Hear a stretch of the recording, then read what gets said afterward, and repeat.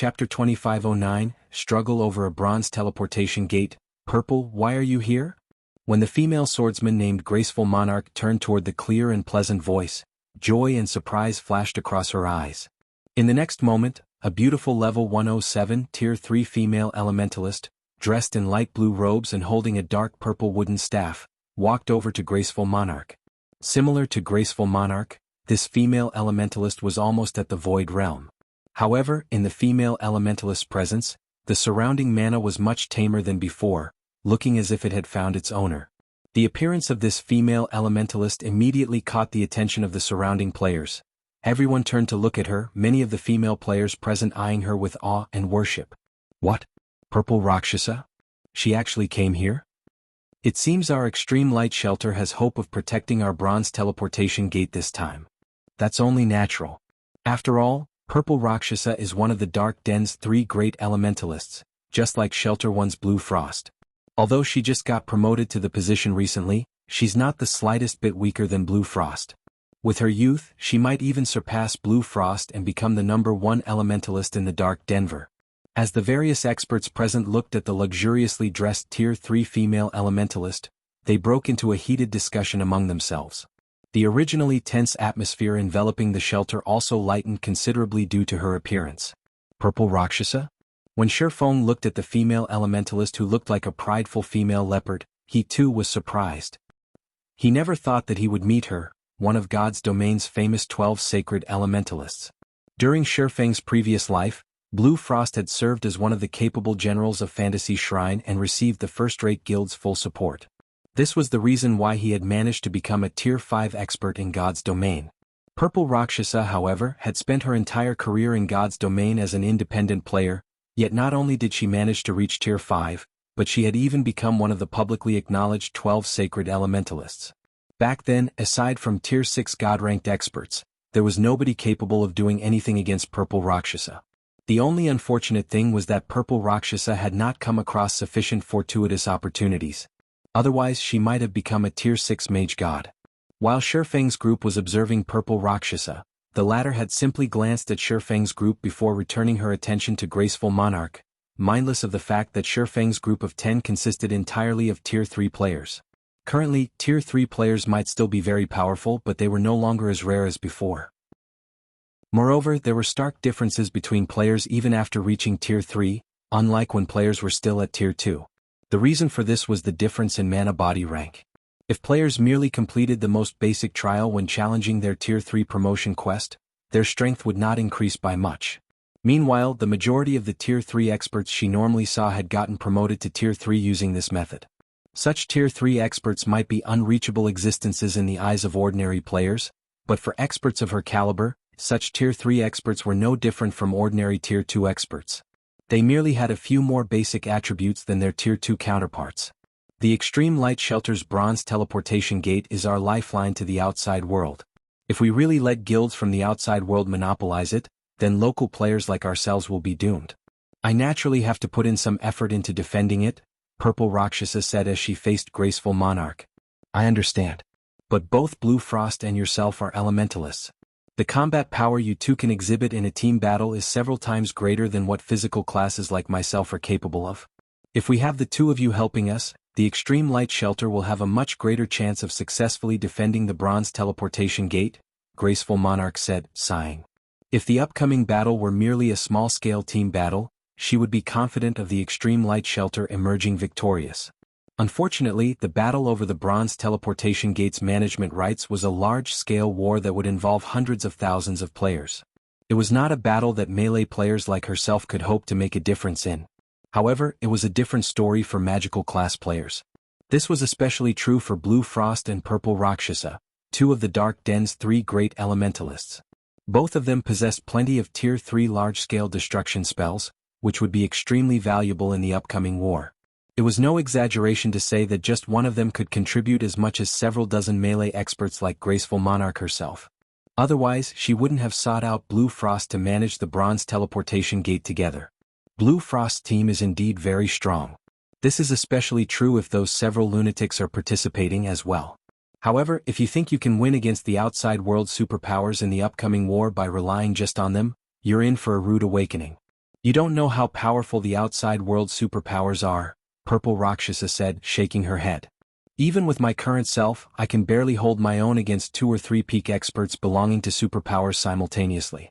As for the various superpowers domain realm monsters, I'd have trouble surviving against one of them.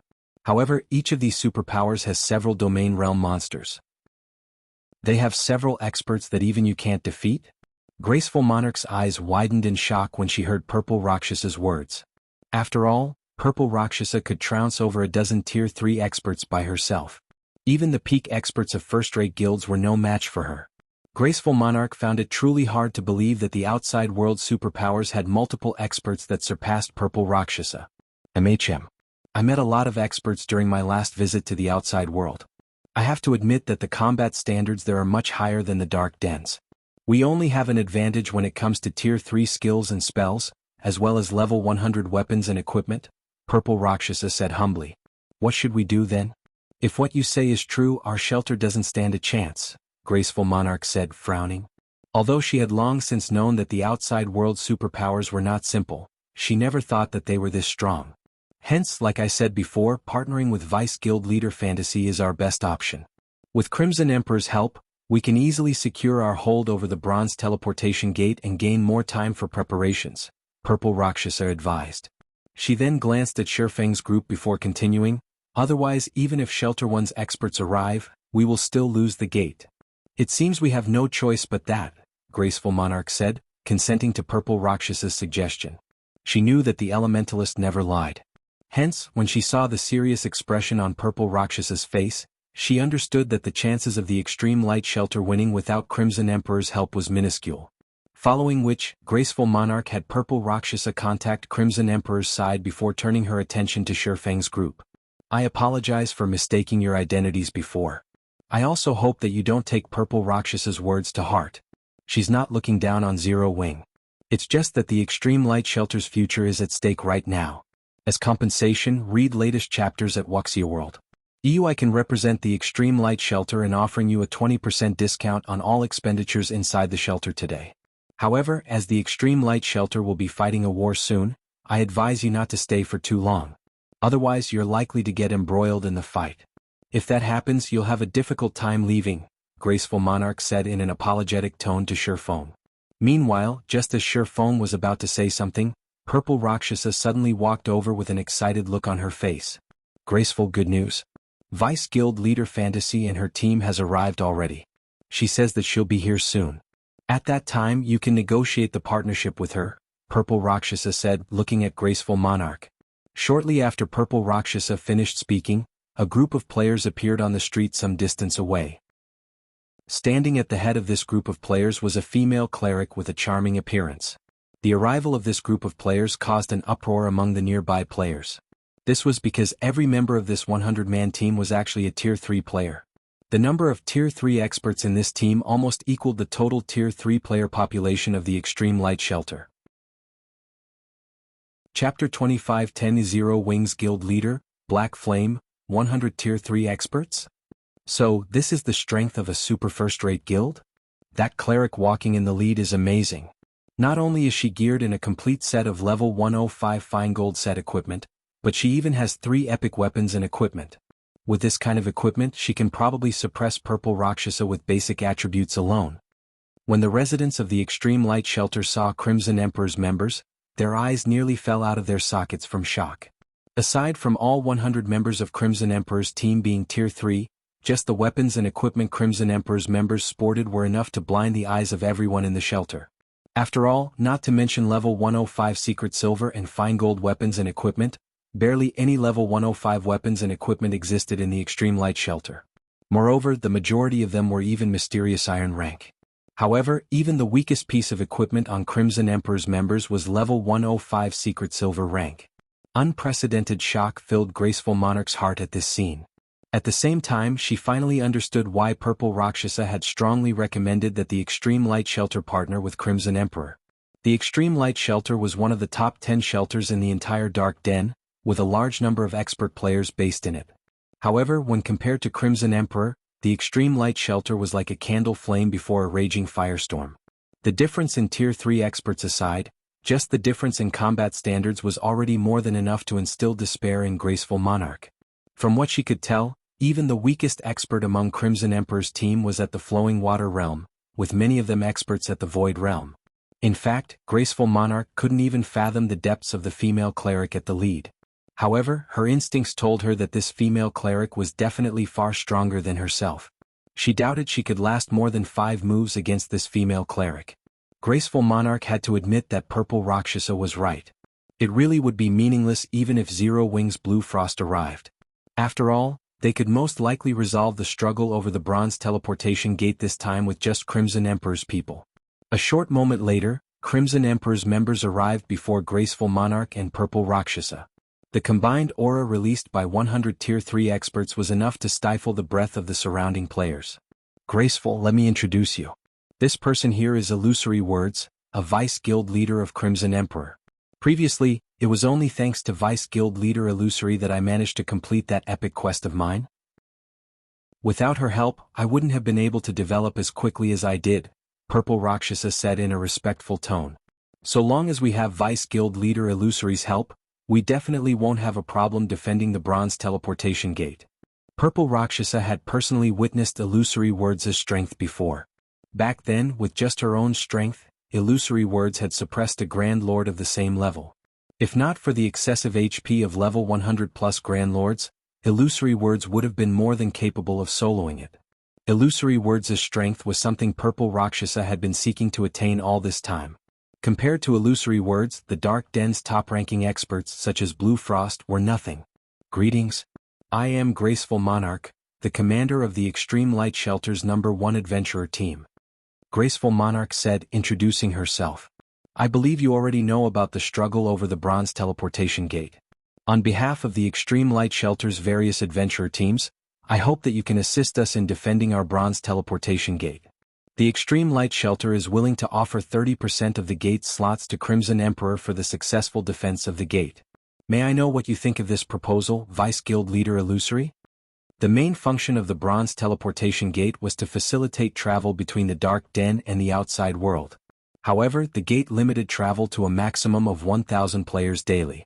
It naturally held an incredibly huge temptation for the Dark Den's players and the players of the outside world. As a result, the gate had become the Extreme Light Shelter's main source of income. However, as luck would have it, powers in the outside world had somehow obtained a key that could control the Bronze Teleportation Gate and gained the right to contest for the gate's authority. Fortunately, the Extreme Light Shelter was the one responsible for activating the Bronze Teleportation Gate and held a dominant position over it. Hence, the Extreme Light Shelter could send as many players as it wanted to defend the gate. On the other hand, the key allowed its user to send only a maximum of 5,000 players to contest for the gate. Originally, Graceful Monarch had been relatively confident that the Extreme Light Shelter could protect the Bronze Teleportation Gate all by itself. She had recruited the help of Shelter 1's Zero Wing merely as a precaution. However, after seeing Crimson Emperor's team, she came to understand how mistaken she was. In front of a true superpower, the 100-plus Tier 3 experts the Extreme Light Shelter possessed were nothing but a joke. As for Tier 2 players, they were nothing more than cannon fodder before Tier 3 players. The most they could do was whittle down the stamina of the enemy's Tier 3 players. However, if the Extreme Light Shelter's Tier 3 experts couldn't stand up to the enemy's Tier 3 players, then the efforts of the Shelter's Tier 2 players would be for naught. After Graceful Monarch finished speaking, she looked at Illusory Words nervously. Conceding 30% of the gate's slots was already the Extreme Light Shelter's various adventurer teams' bottom line.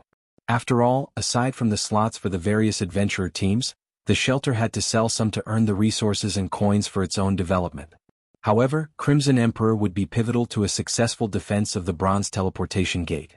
The Extreme Light Shelter wasn't the only shelter with a teleportation gate connecting the Dark Den with the outside world.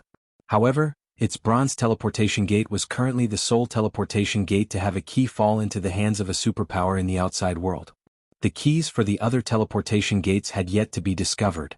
Meanwhile, for a teleportation gate that had its key discovered, the shelter that ruled the gate would face a power struggle once a month.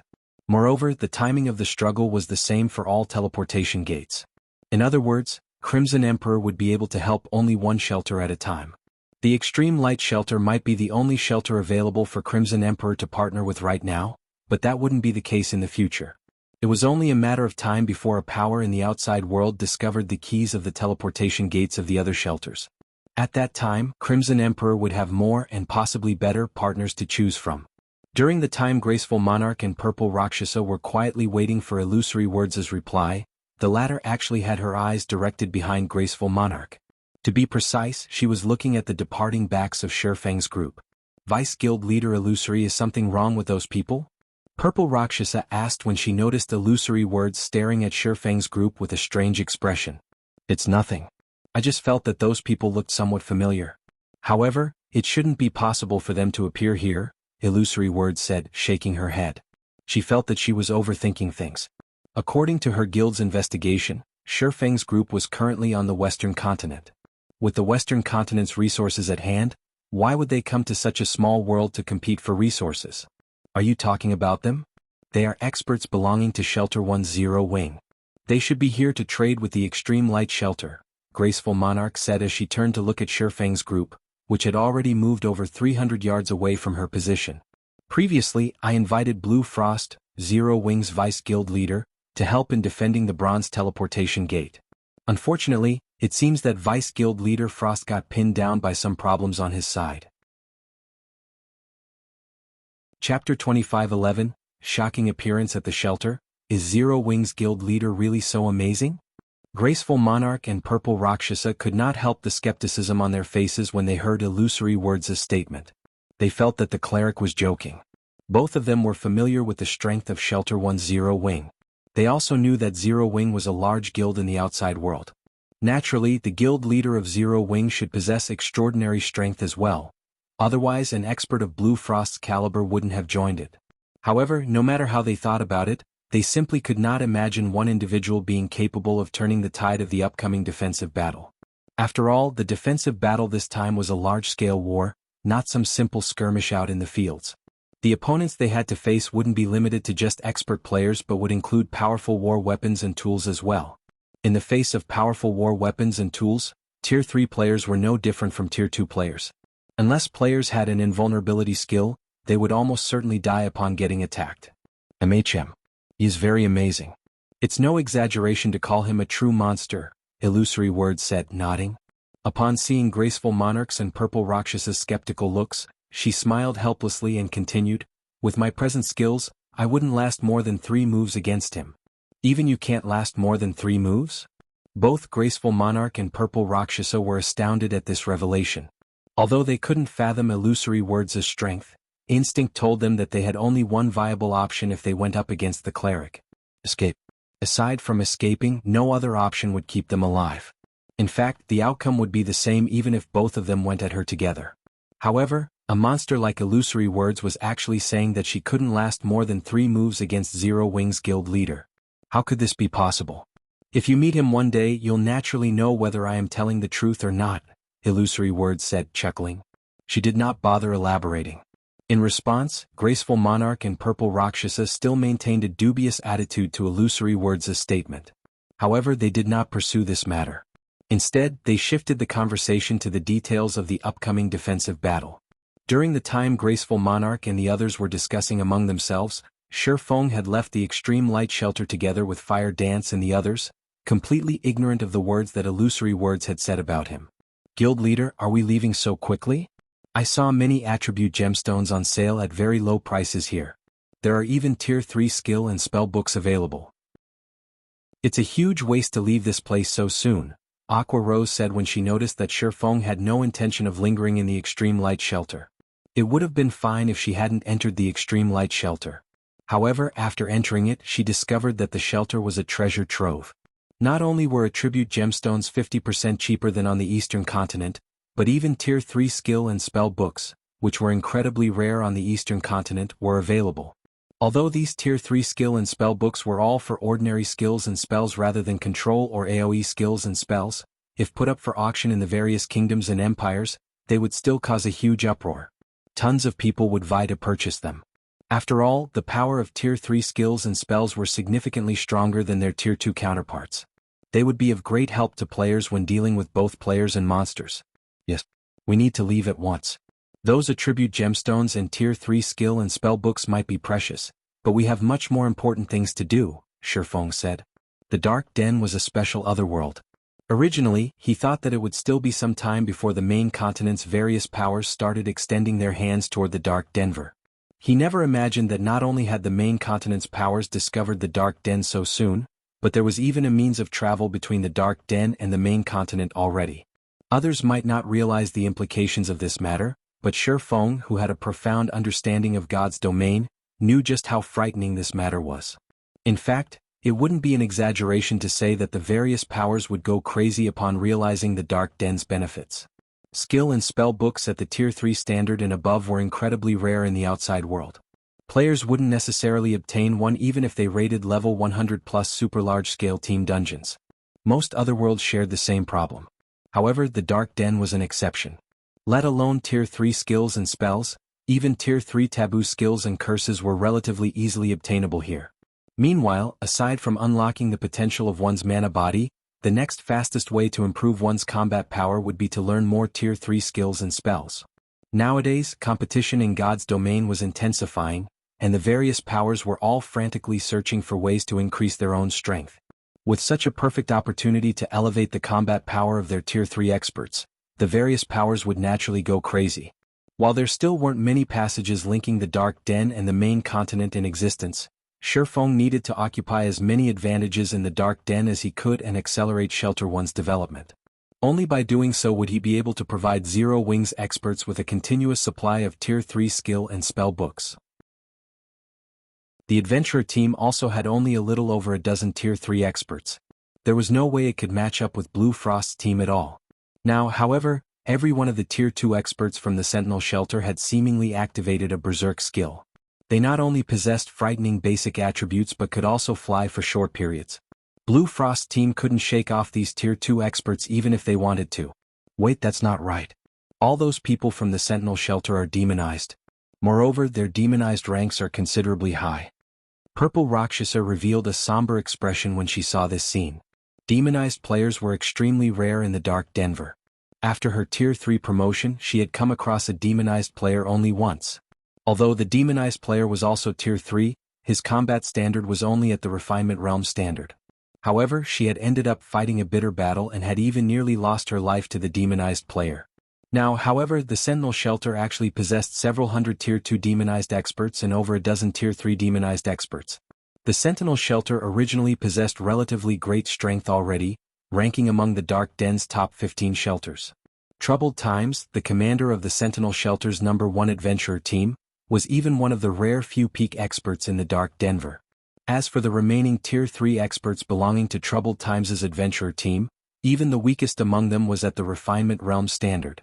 With all of these players demonized, Purple Rakshasa couldn't imagine how Blue Frost's team could survive this battle. While everyone from the Extreme Light Shelter was discussing this matter, Blue Frost and his teammates continuously lost HP.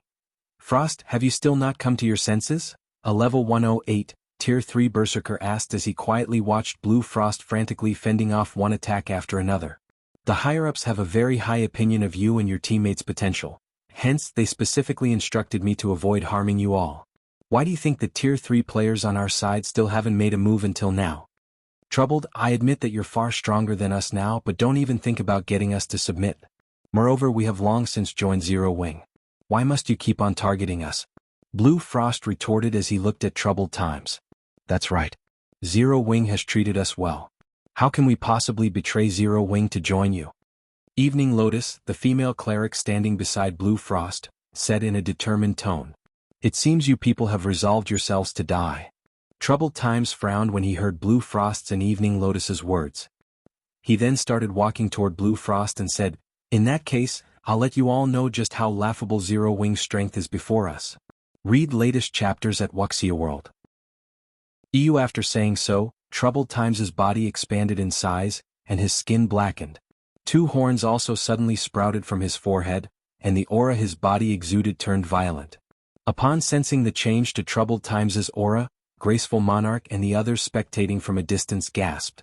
They never thought that Troubled Times had actually grown this strong. Just the aura he released already surpassed that of ordinary Grand Lords. Right now, he most likely could wipe the floor with a 100-man team of ordinary Tier 3 players. However, as Troubled Times walked towards Blue Frost's team, A deep voice suddenly appeared from the void. It seems you're very confident in your strength. In that case, let me see if you really are as strong as you say you are. As soon as this voice appeared, everyone turned to look at its origin. Everyone's eyes landed on a spatial gate that had appeared in midair. To be precise, everyone was looking at the cloaked man carrying two long swords walking out of the spatial gate. Chapter 25:12 You're not qualified. Who is that guy? He actually arrived here via a spatial gate. How extravagant. Is that guy tired of living? Can't he see that even an expert like Blue Frost is getting cornered? Does he think Troubled Times is a reasonable person? The spectating players inside the extreme light shelter were stunned when they saw Shi Feng suddenly appear in the middle of the battlefield. They never imagined that such a situation would occur. Even from several yards away, everyone could clearly sense the frightening aura Troubled Times exuded. The strength he possessed had definitely reached inhuman levels. There was no doubt that the current Troubled Times could defeat Blue Frost in just a handful of moves. In fact, Troubled Times was most likely more than capable of soloing Blue Frost's entire team. Yet, there was actually someone who experienced Troubled Times' domineering strength and still dared to provoke him. A measly Tier 3 player dares oppose our commander? Bastard, you're 100 years too early. I'll let you know now what true strength is. The level 108, Tier 3 shield warrior standing behind Troubled Times bellowed in anger, then raised his shield and axe and charged at Shi Feng, determined to let the swordsman know just how powerful the sentinel shelter was. This person actually dares provoke Troubled Times just so that he can become famous. With this, nobody in the entire Dark Den can save him. The sentinel shelter definitely won't stop hunting him down until he's back to level 0. Wait, that's not right. That person seems to be wearing Zero Wings Guild emblem too. He should be here to rescue Blue Frost's team. What's the point of coming out now? Can't he see just how frightening Troubled Times is right now? Let alone Blue Frost's team, even our Extreme Light Shelter's #1 adventurer team would be no match for Troubled Times. What can a lone person like him possibly hope to accomplish? At this moment, some players with good eyesight noticed the silver six-winged emblem pinned on Shi Feng's black cloak. However, even after seeing this guild emblem, nobody felt optimistic about this situation. Everyone merely sighed at or ridiculed Shi Feng's actions. Before today, with Zero Wings' help, Shelter 1 definitely had a chance to grow into one of the Dark Den's top 3 shelters. However, now that Shelter 1 was faced with the overbearing Sentinel Shelter, it was fated to fall into oblivion. He shouldn't have gone, Graceful Monarch, who was spectating atop the Extreme Light Shelter's wall, muttered to herself. She was initially surprised when she saw Shi Feng making an appearance on the battlefield. Afterward, however, she could not help but shake her head and sigh. In the eyes of Tier 2 experts, Shi Feng, who was a Tier 3 player, would indeed be considered very strong. However, his current opponents were the Tier 3 demonized experts from the Sentinel Shelter. It seems he has quite the backbone. Purple Rakshasa was surprised as she watched Shi Feng land before Troubled Times. However, if even Blue Frost is struggling against the Sentinel Shelter, what can that guy possibly hope to accomplish? Nobody had a better idea of exactly how powerful demonized players were than she did. Demonized players' basic attributes and physique far surpassed those of regular players of the same tier. One could say that, at this point in time, aside from illusory words, nobody in the entire Extreme Light Shelter could pose a challenge to the Sentinel Shelter. Unfortunately, there was no reason for someone of illusory words' stature to interfere in such an affair. However, when Purple Rakshasa turned to Illusory Words, who stood beside her, she noticed a heavy and shocked expression appear on Illusory Words' face. It was as if the cleric had just seen a ghost. Why is he here? Illusory Words muttered, her eyes wide with astonishment. Right now, the shock she felt was obvious even to the ordinary players present. Vice Guild Leader Illusory? Purple Rakshasa could not help growing curious as she looked at Illusory Words. Previously, Illusory Words had maintained her composure when bathed in Troubled Times' imposing aura. Now, however, Illusory Words actually looked shaken after seeing an ordinary Tier 3 swordsman who exuded not the slightest bit of aura. This situation was simply unbelievable. Vice Guild Leader Illusory, do you know that person? Graceful Monarch asked. She too could clearly sense Illusory Words losing her composure. Previously, Graceful Monarch had already carefully observed Shi Feng and understood that he possessed considerable strength. However, it was not at a level where experts of her caliber needed to pay much attention. The only thing she found noteworthy about Shi Feng was that he was an expert of Zero Wing. However, if even Blue Frost, a vice guild leader of Zero Wing, had failed to gamer Illusory Words' interest, how could a measly Tier 3 expert from Zero Wing possibly do so? I do. Of course I do, Illusory Words said, a smile blooming on her face when she saw the curious gazes Graceful Monarch and Purple Rakshasa were directing at her. He's the person I told you about before. He's Zero Wing's guild leader, Black Flame. As soon as Illusory Words mentioned the name of Black Flame, Graceful Monarch and Purple Rakshasa were momentarily stunned. Vice Guild Leader Illusory, you're saying that he is Zero Wing's guild leader? Purple Rakshasa instinctively denied the truth of Illusory Words' statement. How is that possible? I met him before. Let alone the aura of a Tier 3 player, even the mana fluctuations he is giving off are very weak for a Tier 3 player. How can he possibly be the monster you mentioned? In God's domain, all expert players would exude an aura of strength. After they reached Tier 3, the mana fluctuations their bodies caused would also become much more difficult to hide. Moreover, even if a player managed to conceal those mana fluctuations, an expert's instincts would still warn them if they were standing before an opponent with monstrous strength. Take Illusory Words for example. Despite Illusory Words having concealed her strength completely, Purple Rakshasa's instincts still warned her against fighting the cleric. However, Purple Rakshasa could not sense anything from Shurfeng. In her mind, Shurfeng was the textbook example of an ordinary Tier 3 player. So, he is that rumored guild leader of Zero Wing? Graceful Monarch muttered doubtfully as she looked at the distant Shurfeng. Similar to Purple Rakshasa, she found Illusory Words' statement incredible and suspected it was a joke. The Black Flame Illusory Words mentioned was Zero Wing's guild leader. Even if he wasn't as strong as Illusory Words said he should at least be stronger than Blue Frost and his teammates. Otherwise, with the personalities of Blue Frost and the others, they definitely wouldn't be willing to submit themselves to his command. On the other hand, someone of Illusory Words' stature had no reason to play jokes on experts like them. While Purple Rakshasa and Graceful Monarch were half-doubting Illusory Words' statement, Blue Frost suddenly exclaimed in bewilderment. Guild leader? Although Blue Frost did not speak very loudly, his words swept through the battlefield and subsequently the extreme light shelter like a typhoon. What? He really is Zero Wing's guild leader. Purple Rakshasa and Graceful Monarch goggled in shock upon hearing Blue Frost's words. They never thought that Shurfeng, who looked like the average passerby, would actually be the person responsible for recruiting experts like Blue Frost and his teammates, as well as the monster that Illusory Words admired. Originally, they thought that, with the several hundred yards separating Illusory Words and Shurfeng, the cleric might have recognized the wrong person. However, such a mistake was definitely impossible for Blue Frost. Setting aside the fact that Blue Frost possessed the extraordinary body of a Tier 3 player, he was one of Zero Wing's vice guild leaders. He might as well resign from his position if he couldn't recognize his own guild leader at that proximity.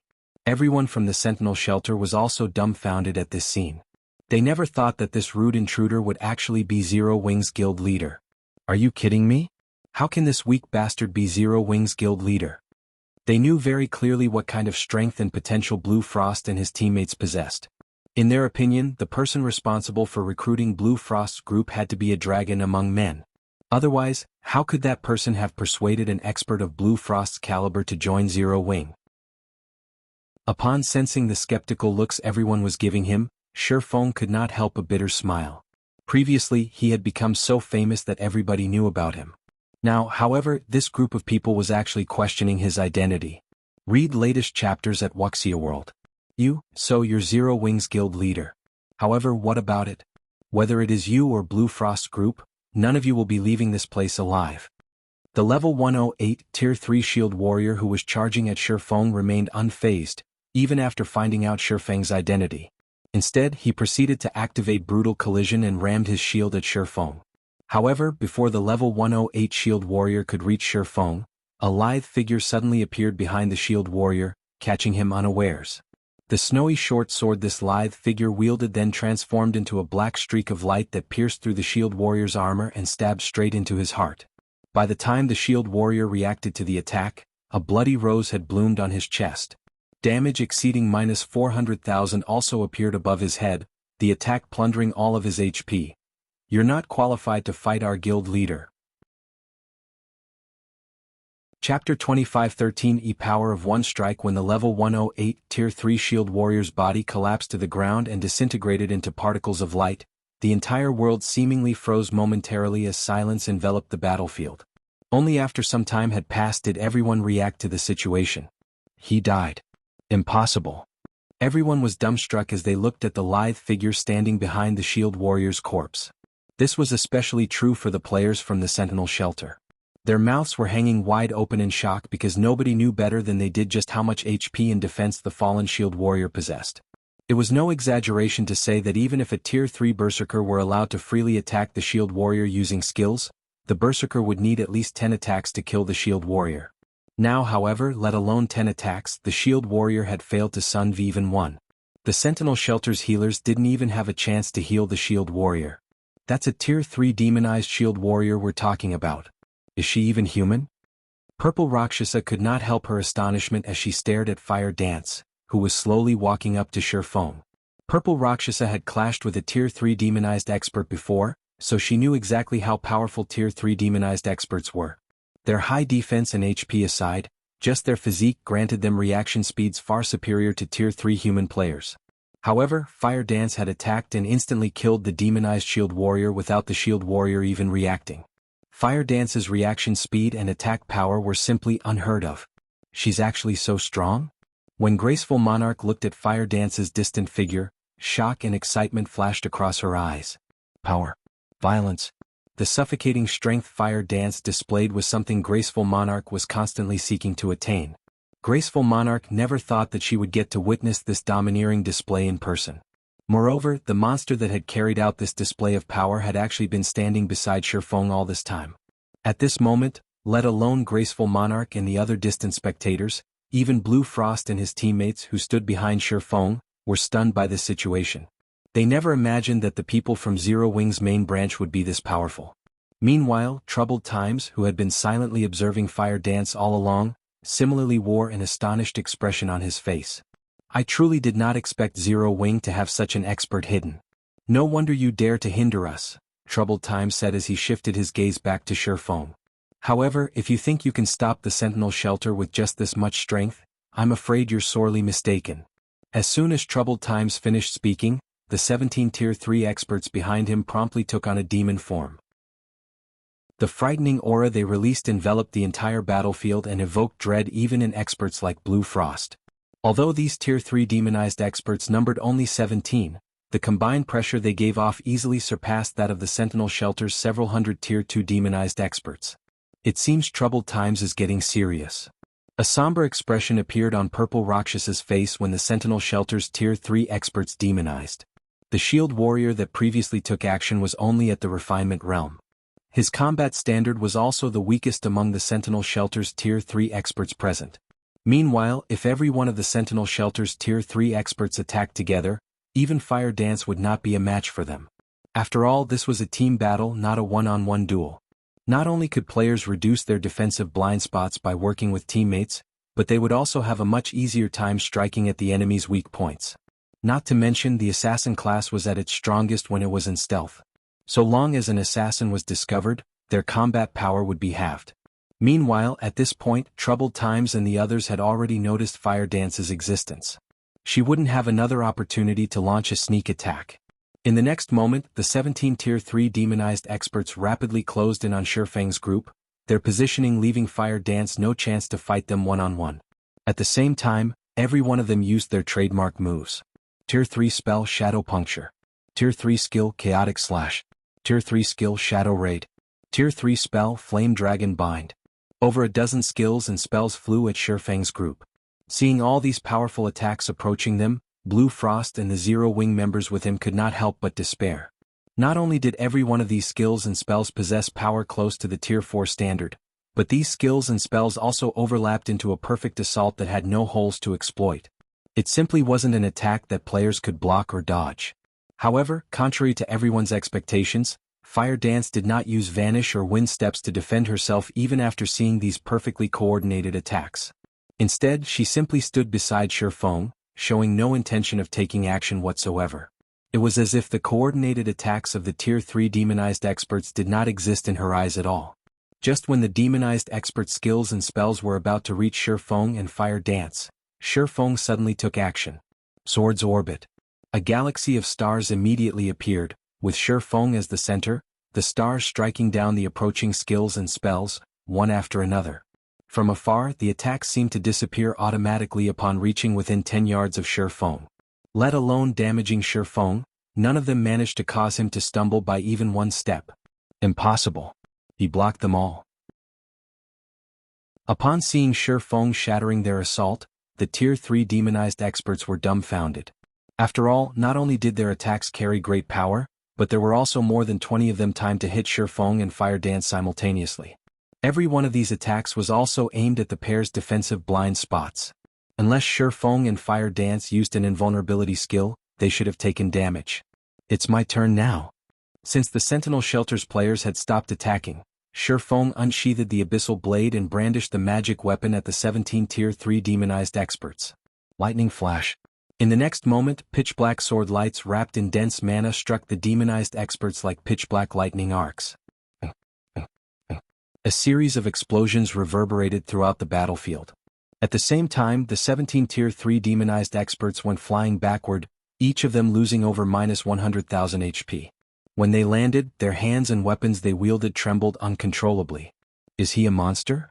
The spectating players gasped upon seeing this scene. Those were 17 Tier 3 demonized experts. If they moved together as a team, no existence in the dark den could hinder their advance. Even the mighty Tier 4 mythic monsters were no exception. Now, however, Shifeng had actually repelled all these experts with a single move. Moreover, he had even injured them quite heavily. Before everyone could snap out of their daze, Shifeng brandished Killing Ray once more. This time, though, he directed his attack toward Troubled Times over 30 yards away. First sword Light Shadow. Immediately, the phantom of a gigantic greatsword appeared in midair. When it descended on Troubled Times, it looked as if a mountain was falling toward the berserker. The AoE of the attack was so large that evasion was impossible. Moreover, space shattered wherever the gigantic sword passed. Troubled Times's complexion turned grim when he saw this attack. He hurriedly raised his war axe and met the oncoming attack head-on. Shatter.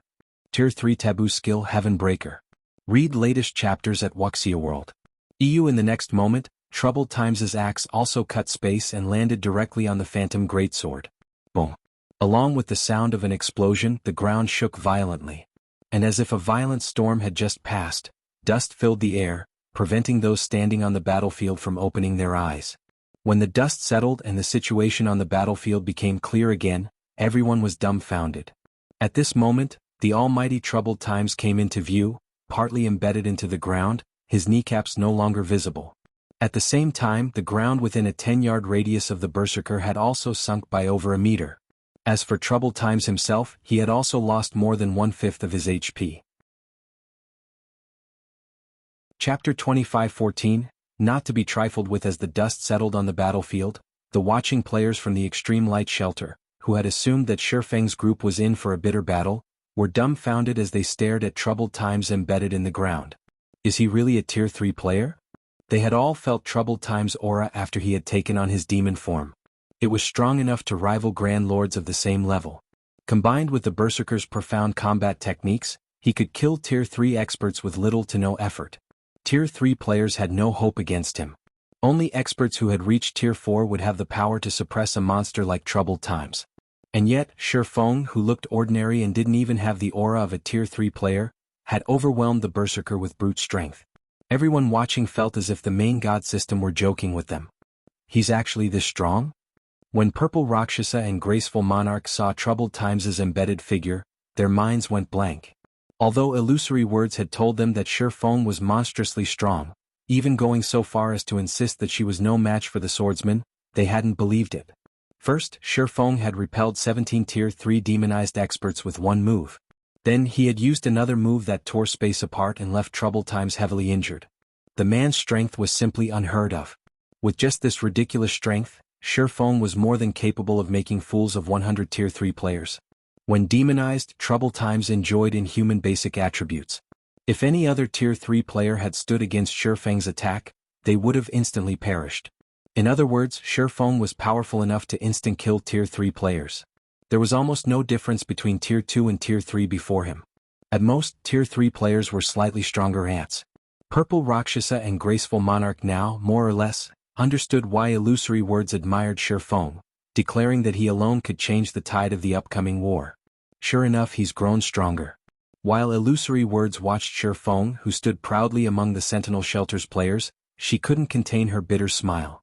After the battle on Dragonheart Island, the various superpowers had recognized Shi Feng as a peerless monster, one not to be provoked, but they had continued their development since then.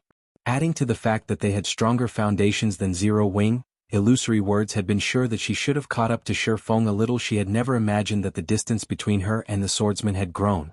She had been humble when she had told Graceful Monarch and Purple Rakshasa that she wouldn't last more than 3 moves against Zero Wing's guild leader.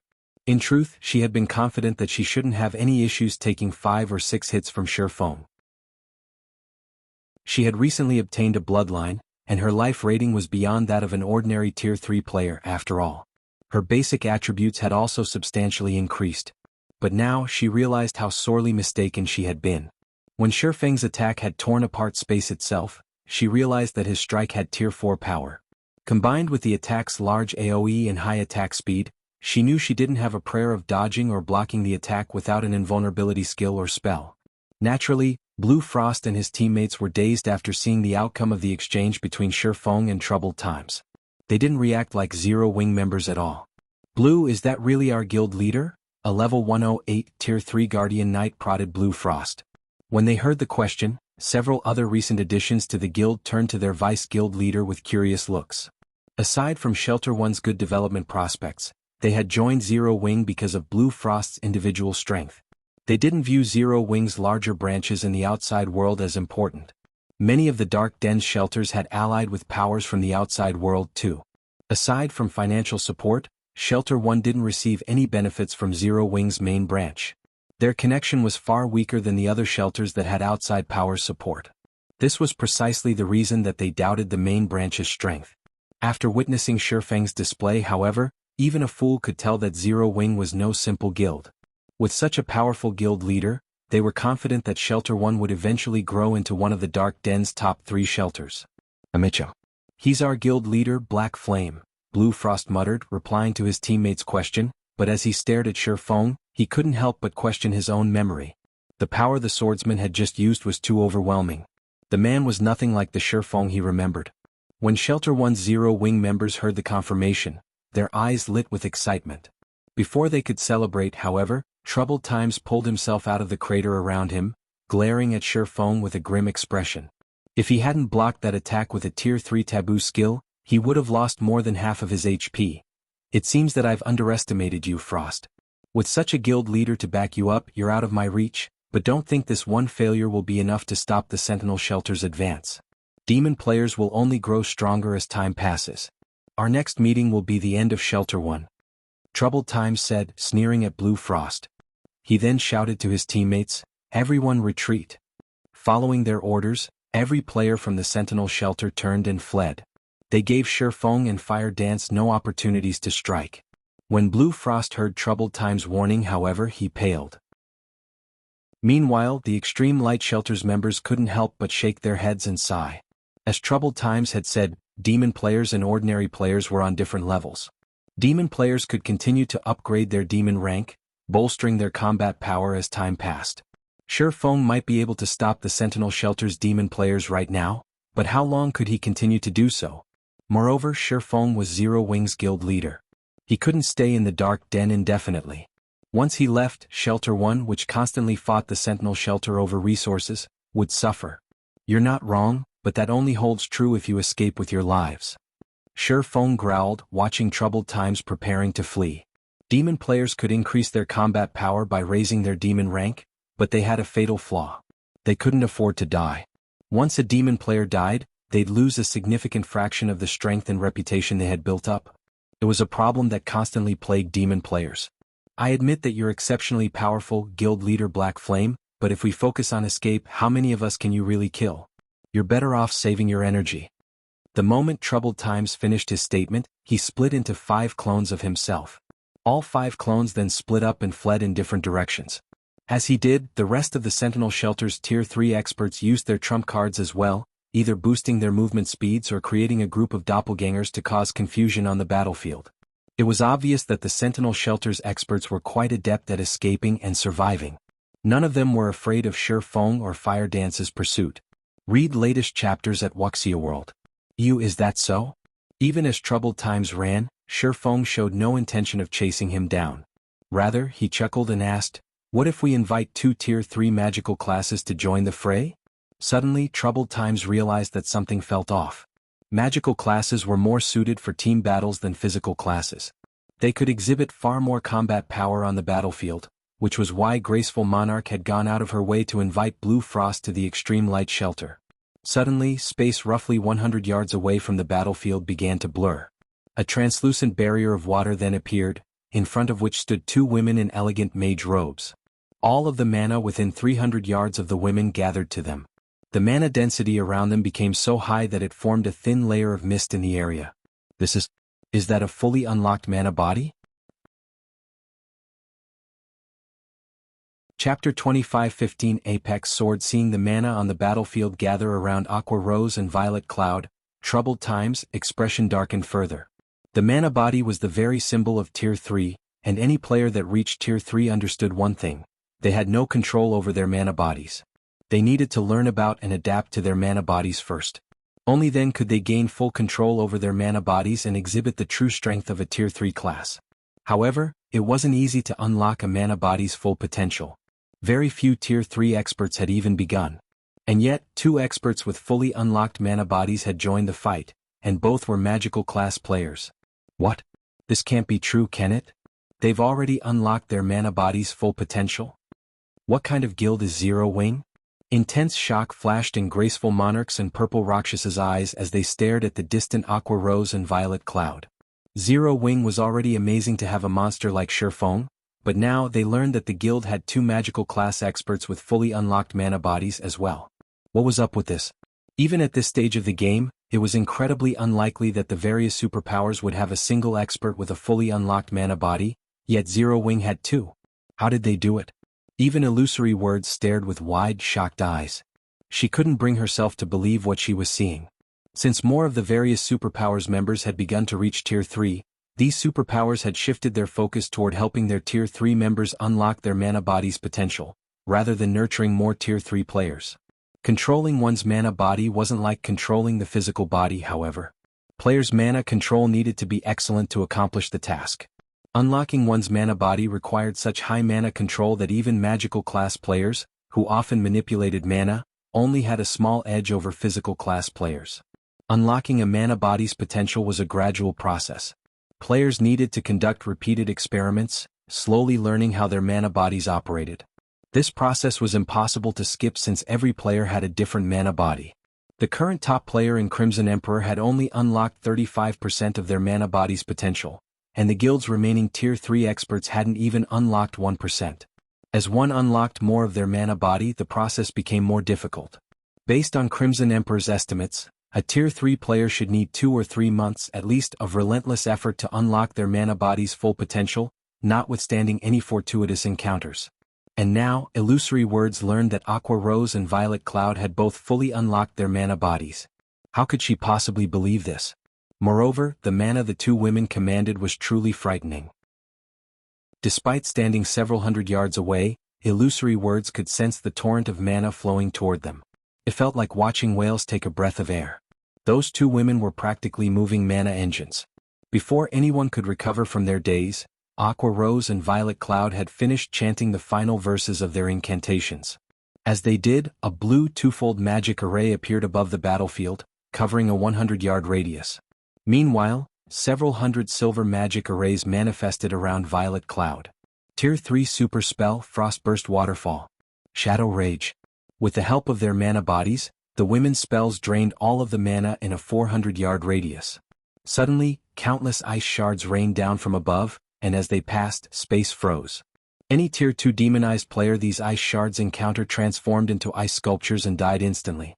When the ice touched a Tier 3 demonized expert, they plundered 1/3 of their HP. While Aqua Rose's ice covered the battlefield, the Shadow Blade's Violet Cloud's Shadow Rage danced among the fleeing demon players. Not only had her mana body strengthened her Shadow Blades, but the fragmented legendary ranked magic light pendant did so as well. 300 Shadow Blades, with power approaching the Tier 4 standard, struck the Sentinel Shelter's fleeing members. The blades were so powerful that not even Tier 3 experts could block them without taking some damage. The Tier 2 players didn't even have time to resist before they died. For a time, the several hundred fleeing players from the Sentinel shelter transformed into ice sculptures or were shredded by the shadow blades. They all transformed into particles of light. Not even the running Tier 3 experts could escape death. Despite the world of ice and light the battlefield had become, none of the extreme light shelter's spectating players found the scene beautiful. They only felt fear and dread as they gazed at the destruction. Everyone already knew that magical class players could exhibit far greater combat power on a battlefield than physical class players, but they couldn't help the shock they felt as they watched the two women destroy their enemies. Aqua Rose and Violet Cloud had only used a total of 2 spells after all. Despite such a large-scale bombardment, not only hadn't the women's attacks harmed their allies, but they had also drastically reduced the number of players from the Sentinel shelter. Only 4 seconds had passed since they had cast their spells, yet they had slain over 200 players. Moreover, the death toll climbed as more time passed. Not even a 100-man team of Tier 3 experts would prove this effective. Every player that had come from the Sentinel shelter was a demonized player. Even their Tier 2 members had combat power nearly on par with the Tier 3 players after transforming into their demon form.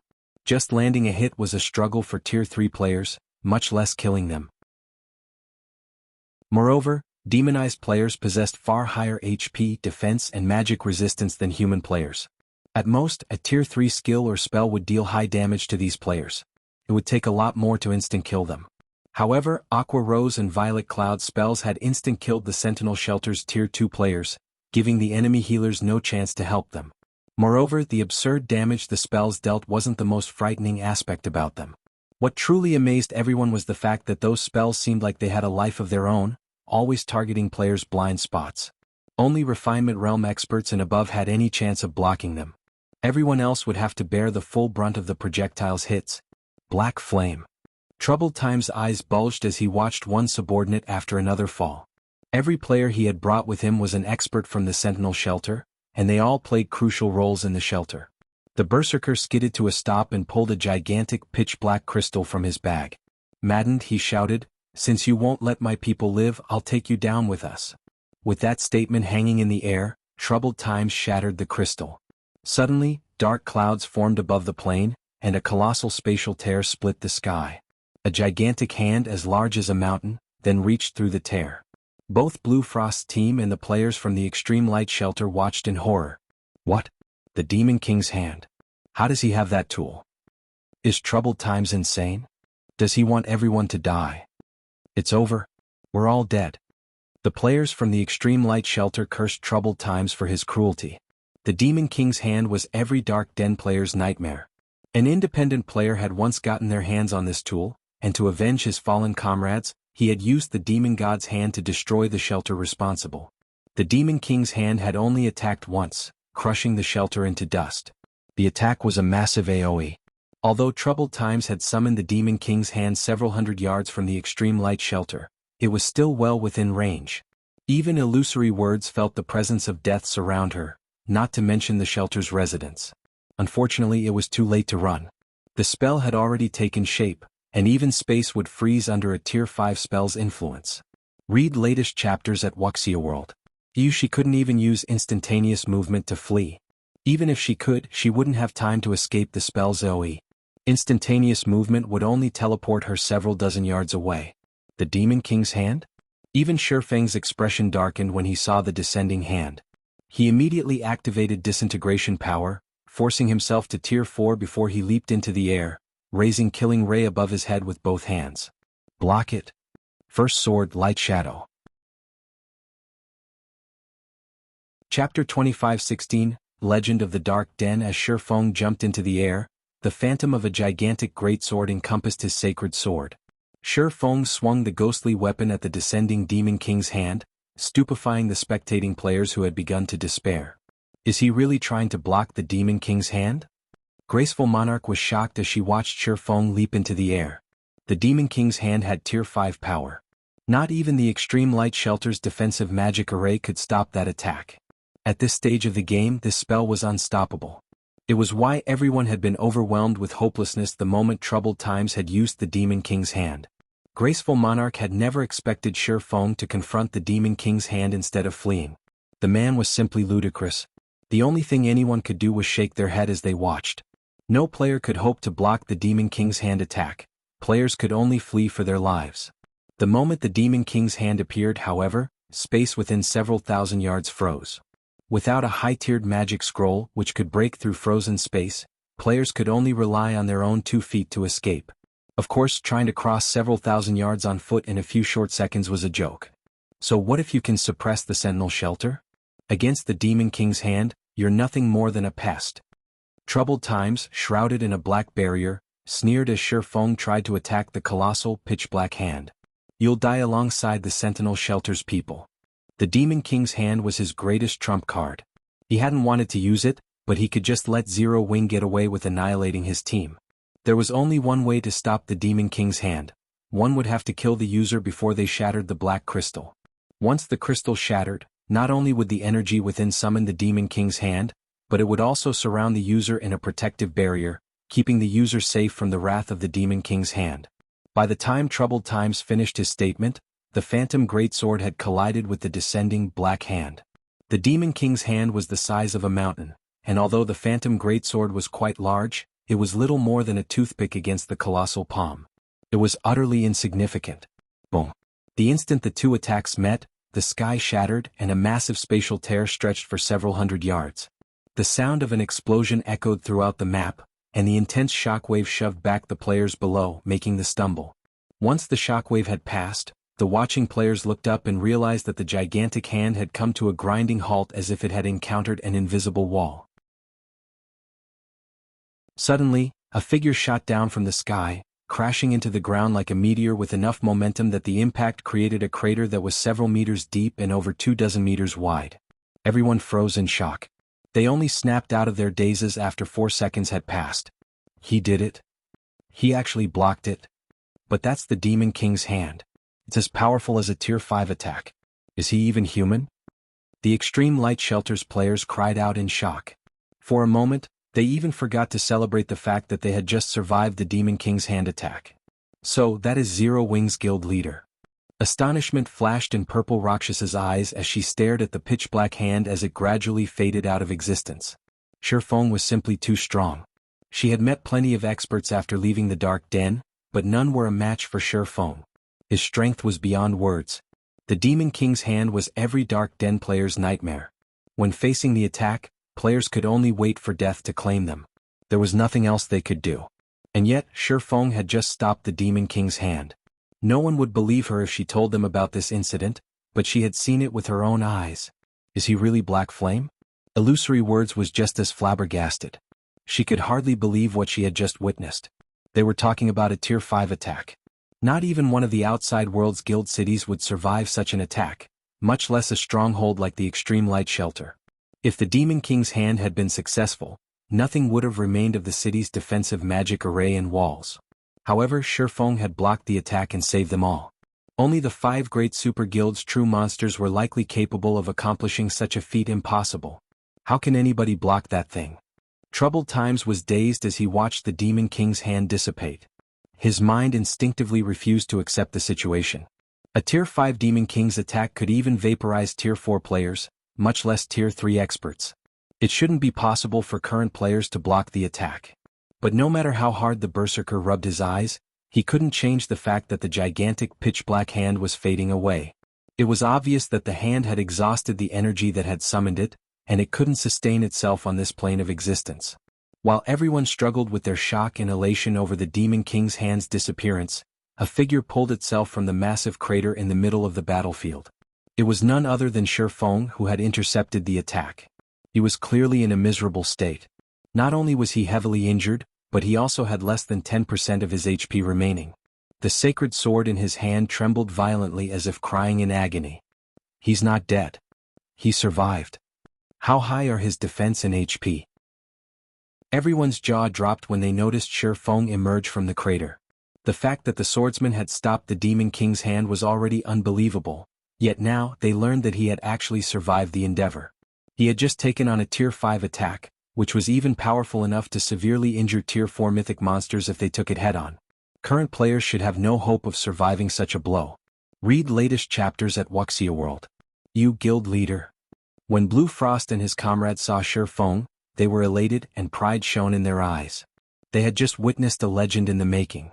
And their guild, Zero Wing, was responsible for it.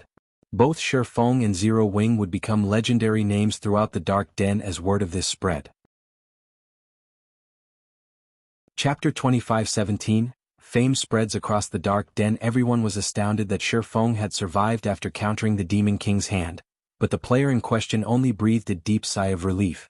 Thank goodness the Demon King's hand's power is barely at tier 5. If it had been stronger, not even Void Shield would have saved me. Glancing at his HP bar, Shi Feng realized he had very nearly lost his life.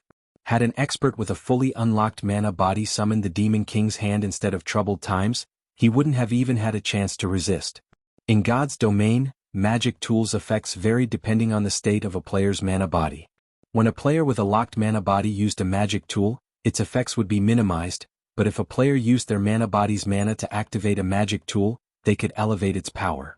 If a tier 5 expert had used the Demon King's hand, they would have likely boosted its power to the peak of tier 5. Fortunately, Troubled Times hadn't unlocked his mana body's full potential yet. With his disintegration armor's help, Shi Feng had forced himself to tier 4, but his strength was nowhere near tier 5, even after using Holy Annihilation's first sword. At best, his Light Shadow had peaked tier 4 power. To attack with tier 5 strength, he'd have to master the second sword, Holy Devour. A large part of the reason for his miserable state was the fact that he hadn't yet perfected Light Shadow. Although he still wouldn't have wielded tier 5 power even if he had perfected the technique, pushing it to its limits. It only would have saved him from most of the damage he had suffered in countering the Demon King's hand. But that counterattack was his current limit. Even after forcing himself to tier 4, executing Light Shadow perfectly was practically impossible. Mana techniques weren't like combat techniques. They focused on mana manipulation. With a combat technique, the stronger a player's physique was, the easier it would be to execute. In other words, higher-tiered players had an easier time using their combat techniques. However, the opposite was true for mana techniques. The higher-tiered a player was, they would have access to more mana to control, and as a result, controlling mana became more difficult as players reached higher tiers. Just using Light Shadow at tier 4 had depleted more than half of his concentration. His consumption rate had been many times higher than when he used the technique at tier 3. Since you're done, Commander Troubled, it's my turn. Shi Feng snapped, shifting his gaze to the dazed berserker a short distance away. Shi Feng hadn't been loud, but when the Sentinel Shelter's survivors heard him, their scalps went numb as fear overcame them. Even Troubled Times' instincts screamed at him to run, and he took an involuntary step back for each step Shi Feng took toward him. This swordsman was monstrously strong. The man had actually survived a hit from the Demon King's hand. Troubled Times couldn't even imagine what he could do against Shi Feng. Although he knew that Shi Feng was on his last leg after countering the tier 5 attack, and he could probably kill the swordsman with a normal attack, he was afraid. He was even terrified of trying. No one could guarantee that Shi Feng didn't have another trick up his sleeve. Moreover, demon players paid a much greater price than human players when they died, especially demon viscounts like Troubled Times. The crowd only gasped as they watched. He can still fight in such a state? Graceful Monarch's mind was blown when she sensed Shi Feng's aura, which was growing stronger, not weaker. Even she was confident that she could easily defeat Shi Feng in his current state, not to mention the demonized Troubled Times, but when she looked at the swordsman as he slowly approached Troubled Times, her instincts warned her to flee. Black Flame, I surrender. But don't you dare assume that Sentinel Shelter will just give up. It won't be long before our shelter takes Shelter 1 for our own. Troubled Times growled, mustering some courage. The Berserker then pulled an ancient, silver magic scroll from his bag and activated it without hesitation. The spell immediately rent space before him. Rather than an endless void, however, players saw a burning forest within the tear. They also caught glimpses of a city enveloped in darkness among the burning trees. A boundary breaker scroll? Shi Feng was slightly surprised to see the spatial tear. He had never thought Troubled Times would have such a precious scroll. The Boundary Breaker Scroll was one of God's domain's super-rare ancient magic scrolls. As long as one had a location's coordinates, they could teleport to that location from anywhere in the game, even from another world or continent. The scroll would even prove effective in frozen space. It was an invaluable tool that players could even use to flee from Tier 5 monsters.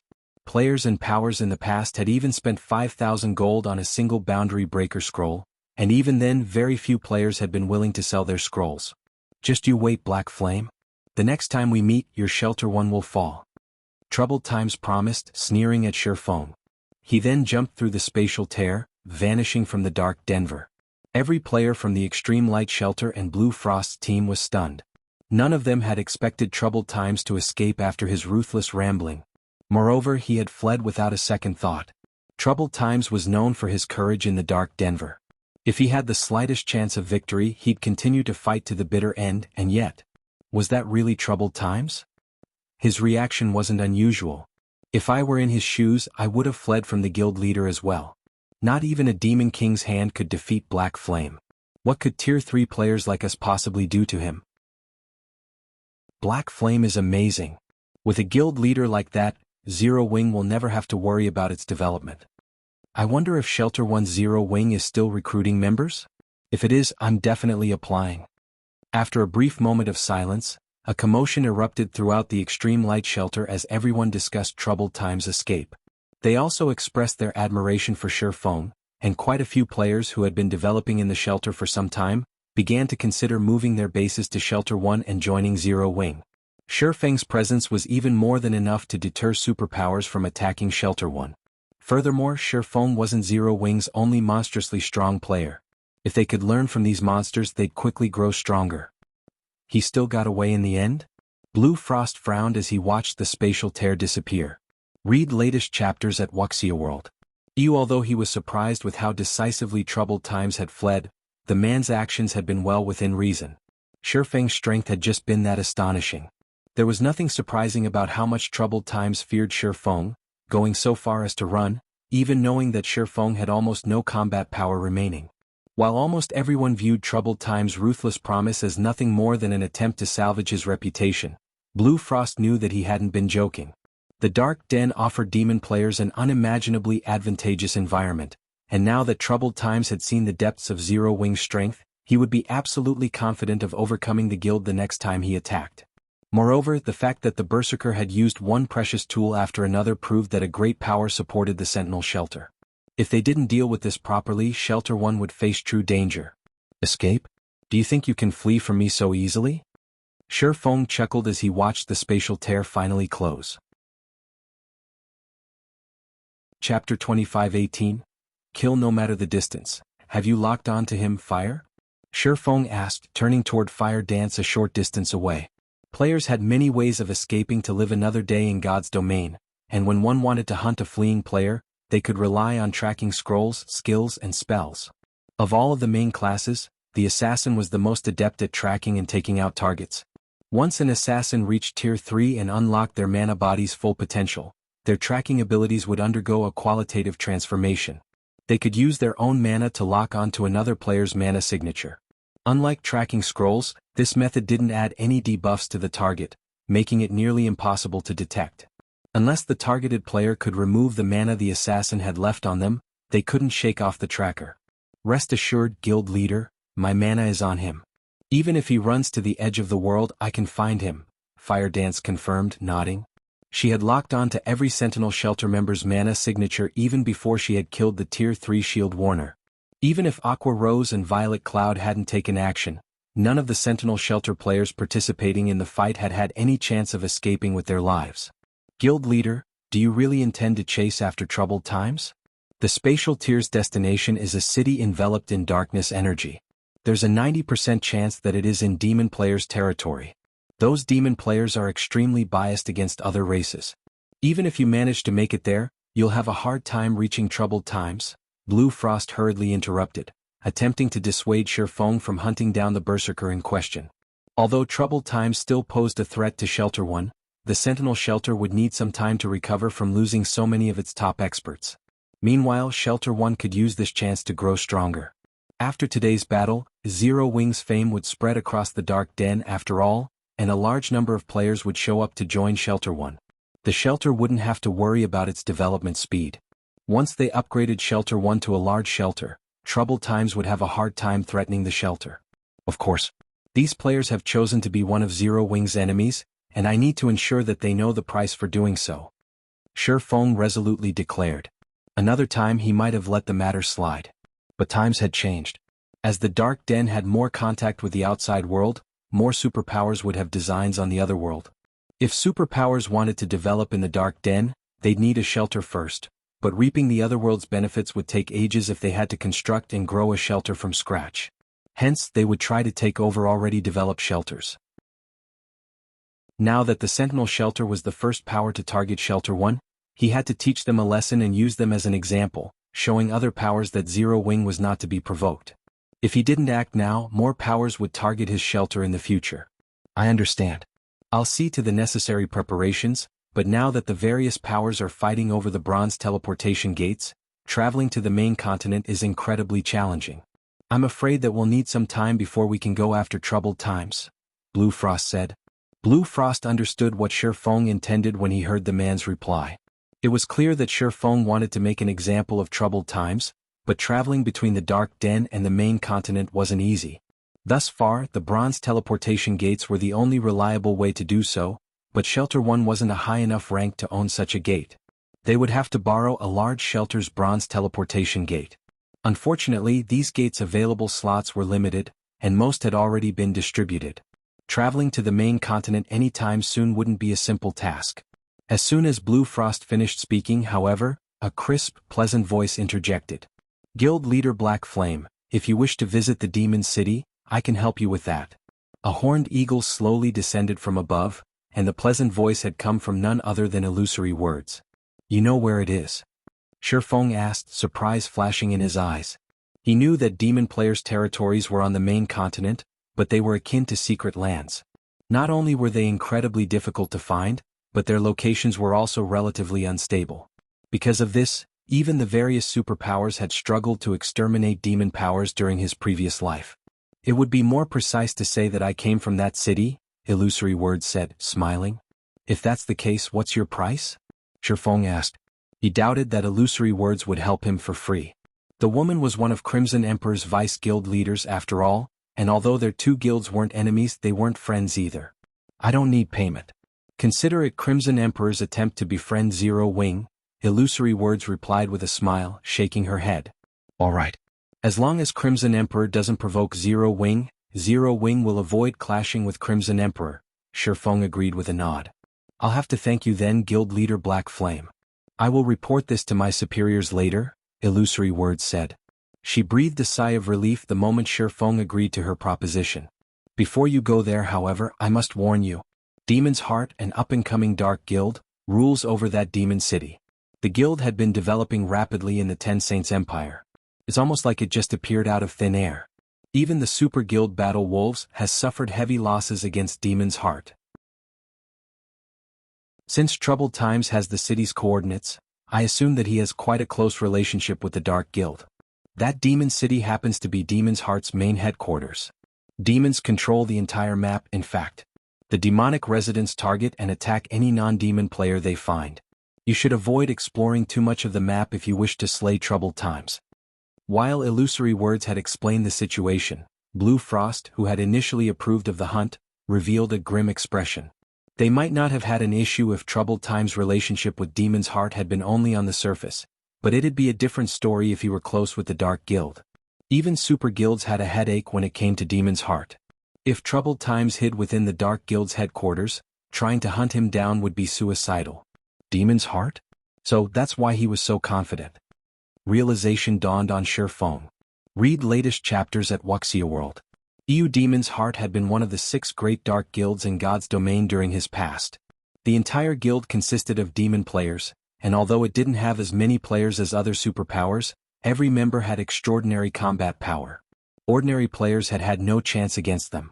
Many super guilds had suffered huge losses at the hands of Demon's Heart back then. The Dark Guild had even slain several super guilds' guild leaders. It was practically as powerful as the 5 great super guilds. As far as Shi Feng could remember, Demon's Heart had begun to grow stronger around this time during his previous life too. If Troubled Times thinks he can take Zero Wing on just because he's got a powerful backer, he is sorely mistaken. When Shi Feng recalled Troubled Times' bold exit, he sneered. He turned to Illusory Words, asking, Vice Guild Leader Illusory, how many people can you help me transport to the main continent? I don't have many slots available. May I know how many people you wish to take with you, Guild Leader Black Flame? If I don't have enough, I can borrow some slots from other guilds, Illusory Words offered after giving the matter some thought. A little over 300. Chapter 25-19 Ui descending toward demon territory, over 300? Illusory Words could not help but be stunned when she heard how many players Shifeng planned to take with him. As far as she was concerned, Shifeng would be lucky to take 20 experts with him.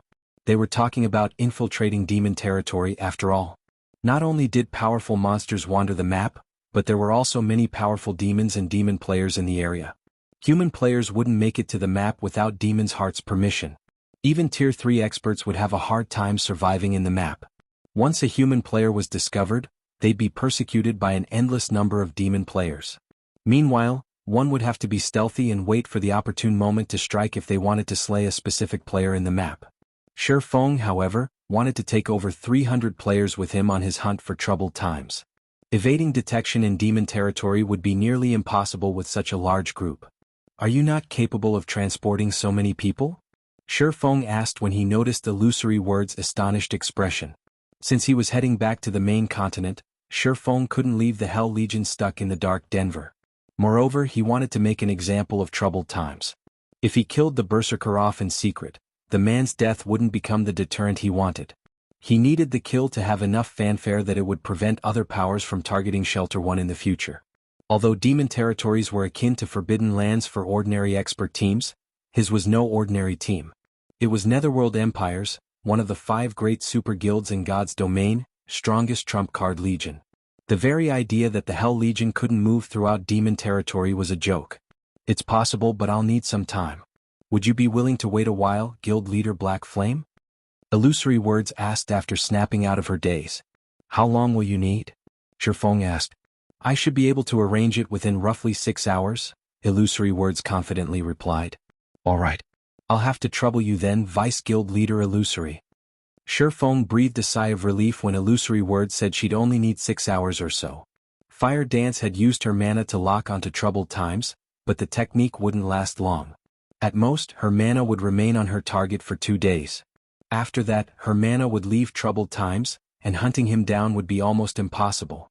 Once Illusory Words and Shifeng had finished their discussion, the Vice Guild Leader left the extreme light shelter atop her flying mount to see to the necessary preparations.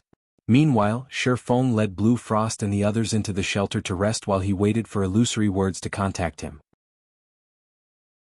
While they rested in the extreme light shelter, news of Zero Wing's battle with the Sentinel shelter spread like wildfire. For a while, all of the Dark Den was in an uproar over the event. No one had ever thought a player could counter a demon god's hand and scare the Sentinel shelter's strongest expert, Troubled Times, away. While this news spread, word of Shifeng's hunt for Troubled Times shook the Dark Den's various shelters. It was a hot topic among countless players in the otherworld.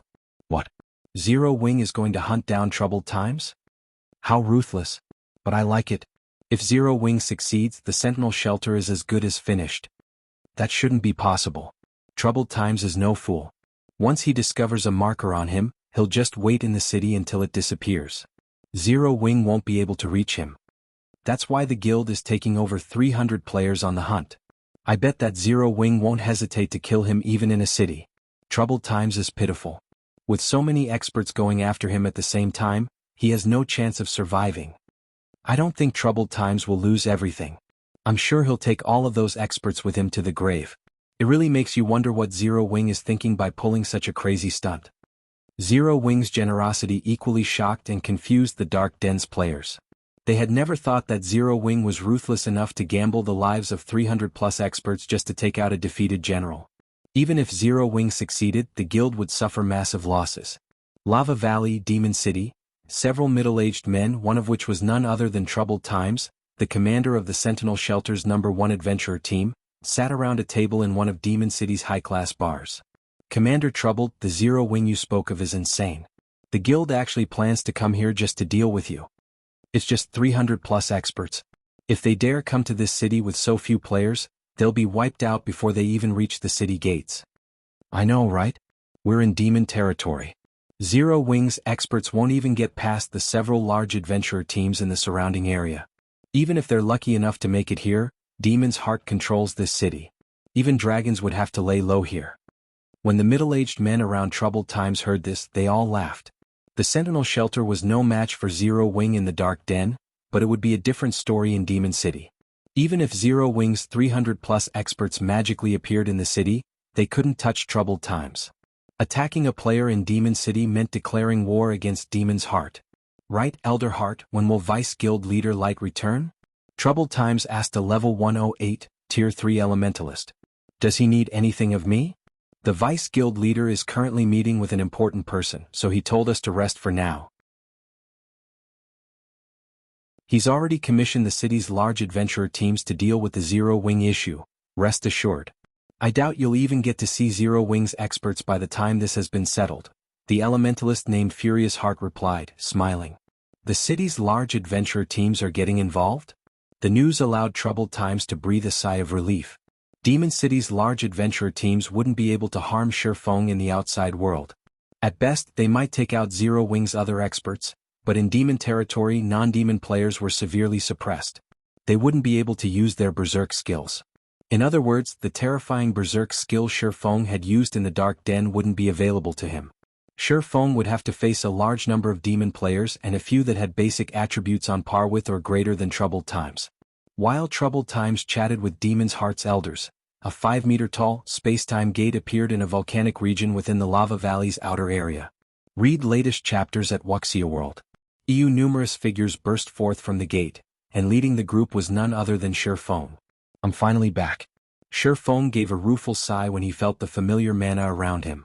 Sure enough, one can only fully exhibit their full strength in a familiar environment. He couldn't help but feel a little uncomfortable both on the mana-deficient Western continent and in the mana-rich Dark Denver. The instant he returned to his own continent, however, he felt his mana affinity improve. Everyone's through, guild leader. What should we do next? Blue Frost asked Shifeng. He felt a little nervous around the Hell Legion's members, who had concealed their appearances under black cloaks. Good. Since everyone's here, it's time we pay Demon City a visit. Shifeng declared with a grin. He then had Fire Dance lead the way toward Troubled Times. Chapter 25-20 A group of monsters. The moment Shifeng gave the command, the Hell Legion began to move into formation. Once everyone was ready, they boldly marched toward the nearby forest. Illusory Words and her teammates, who had just emerged from the space-time gate, were stunned at the sight. What do you think is going through Black Flame's mind, Vice Guild Leader? A Tier 3 male assassin from Crimson Emperor asked when he saw that the Hell Legion had no intention of hiding their movements. The Burning Forest is a main area for demon players, and he decided to go straight through it rather than around. At this rate, it won't be long before demon players discover his team, and without an invitation from Demon City, every demon player they come across will attack. The Burning Forest served as a natural barrier around Demon City. Not only were all of the forest's monsters above level 100, but almost every level 100-plus demon player in Lava Valley grinded in the Burning Forest. Demon players had incredible innate perception. They often noticed normal players long before normal players noticed them. In addition, demon players could earn demon reputation to increase their demon rank by slaying non-demon players of equal or higher levels. This was why demon players were so eager to target non-demon players. Moreover, non-demon players were invaders when in demon territories, and demon players would gain far greater rewards for killing them.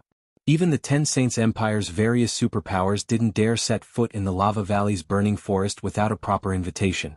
Demon players would avoid conflict with guests of Demon City. Attacking one of the city's guests was akin to declaring war against the city's various powers. Doing that would be disastrous for any demon player developing in Demon City. Of course, Shifeng and his team hadn't received an invitation, and by marching into the forest, they were offering themselves up on a silver platter. It'd be a miracle if they even left the Burning Forest alive, not to mention reach Demon City. In general, over 100,000 players operated in level 100 maps, and the Burning Forest was the only level 100 map near Demon City. Far more players would be grinding in the area than in other level 100 maps. I don't know what he's thinking, but I know that the players with him are extraordinarily strong.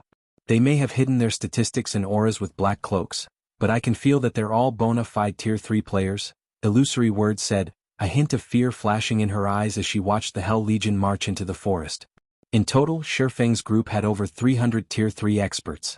Not even Crimson Emperor had so many at this stage of the game. Zero Wing has that many Tier 3 experts? The male assassin's jaw dropped. Only super guilds had such a large number of Tier 3 experts at this point.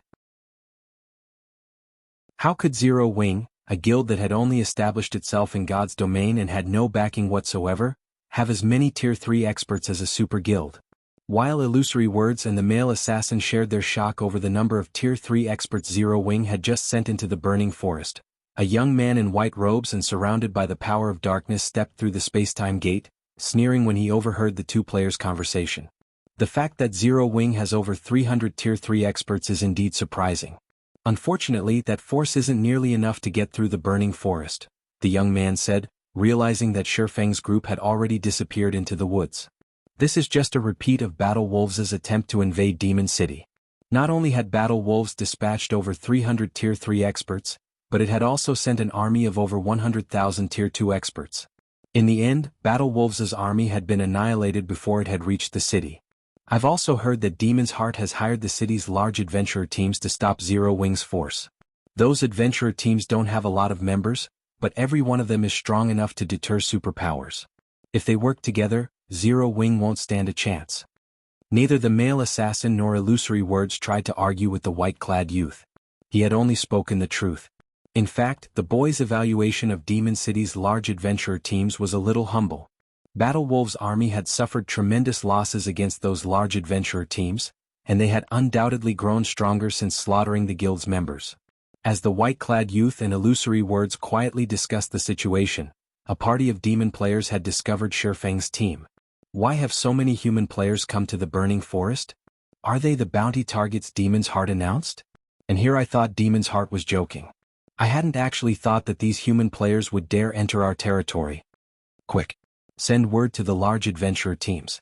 If we take too long to report this, someone else will and claim the reward. The demon party's members were ecstatic over discovering Shifeng's group. They immediately reported their discovery to the large adventurer teams within the forest. Just as they were about to contact one of the adventurer teams, however, over 100 figures descended from above, landing a short distance from Shifeng's team. They all wore jet black plate armor and wielded standard weapons. They also radiated dense power of darkness and emitted an intense pressure that even deterred Tier 3 experts from approaching. Crap. How is our luck so bad? I didn't know there was a demon patrol squad nearby. I guess we won't get credit for the discovery after all. When the demon party members saw the figures in black, they could not help but shake their heads and sigh dejectedly. The burning forest was demon territory, and demon squads patrolled the area. Every one of these squads consisted of up to 3 Tier 4 Great Demons and 100 Tier 3 Advanced Demons. They also maintained a 10-level gap above Demon City's mainstream players. They weren't a force players should take lightly. These demon patrol squads were a large part of the reason that the Battle Wolves' crusade on Demon City had failed before it had even reached the city gates. Now that one of these squads had discovered Shifeng's team, annihilation was almost certain. Furthermore, these demons had wings and were capable of flight.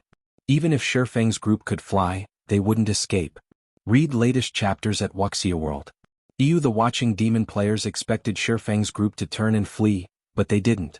Rather, they took the initiative to charge at the demon patrol squad as if they had just found their prey. The Guardian Knight leading the charge bashed his shield into one of the level 115 Tier 4 Great Demons, which subsequently lost its balance and stumbled half a step back. That Guardian Knight's strength was unbelievable. A 3-meter-tall man and his emaciated companion proceeded to pin down the other 2 Tier 4 Great Demons. The Tier 3 Advanced Demons wanted to help, but other members of Shifeng's team got in their way. Shifeng's team suppressed the Demon Patrol Squad, which normally had an overwhelming advantage over players. The demons struggled against the players attacking them, unable to cooperate while their HPs visibly plummeted. In less than 30 minutes, the entire Demon Patrol Squad had been eliminated. Not a single demon had escaped with its life.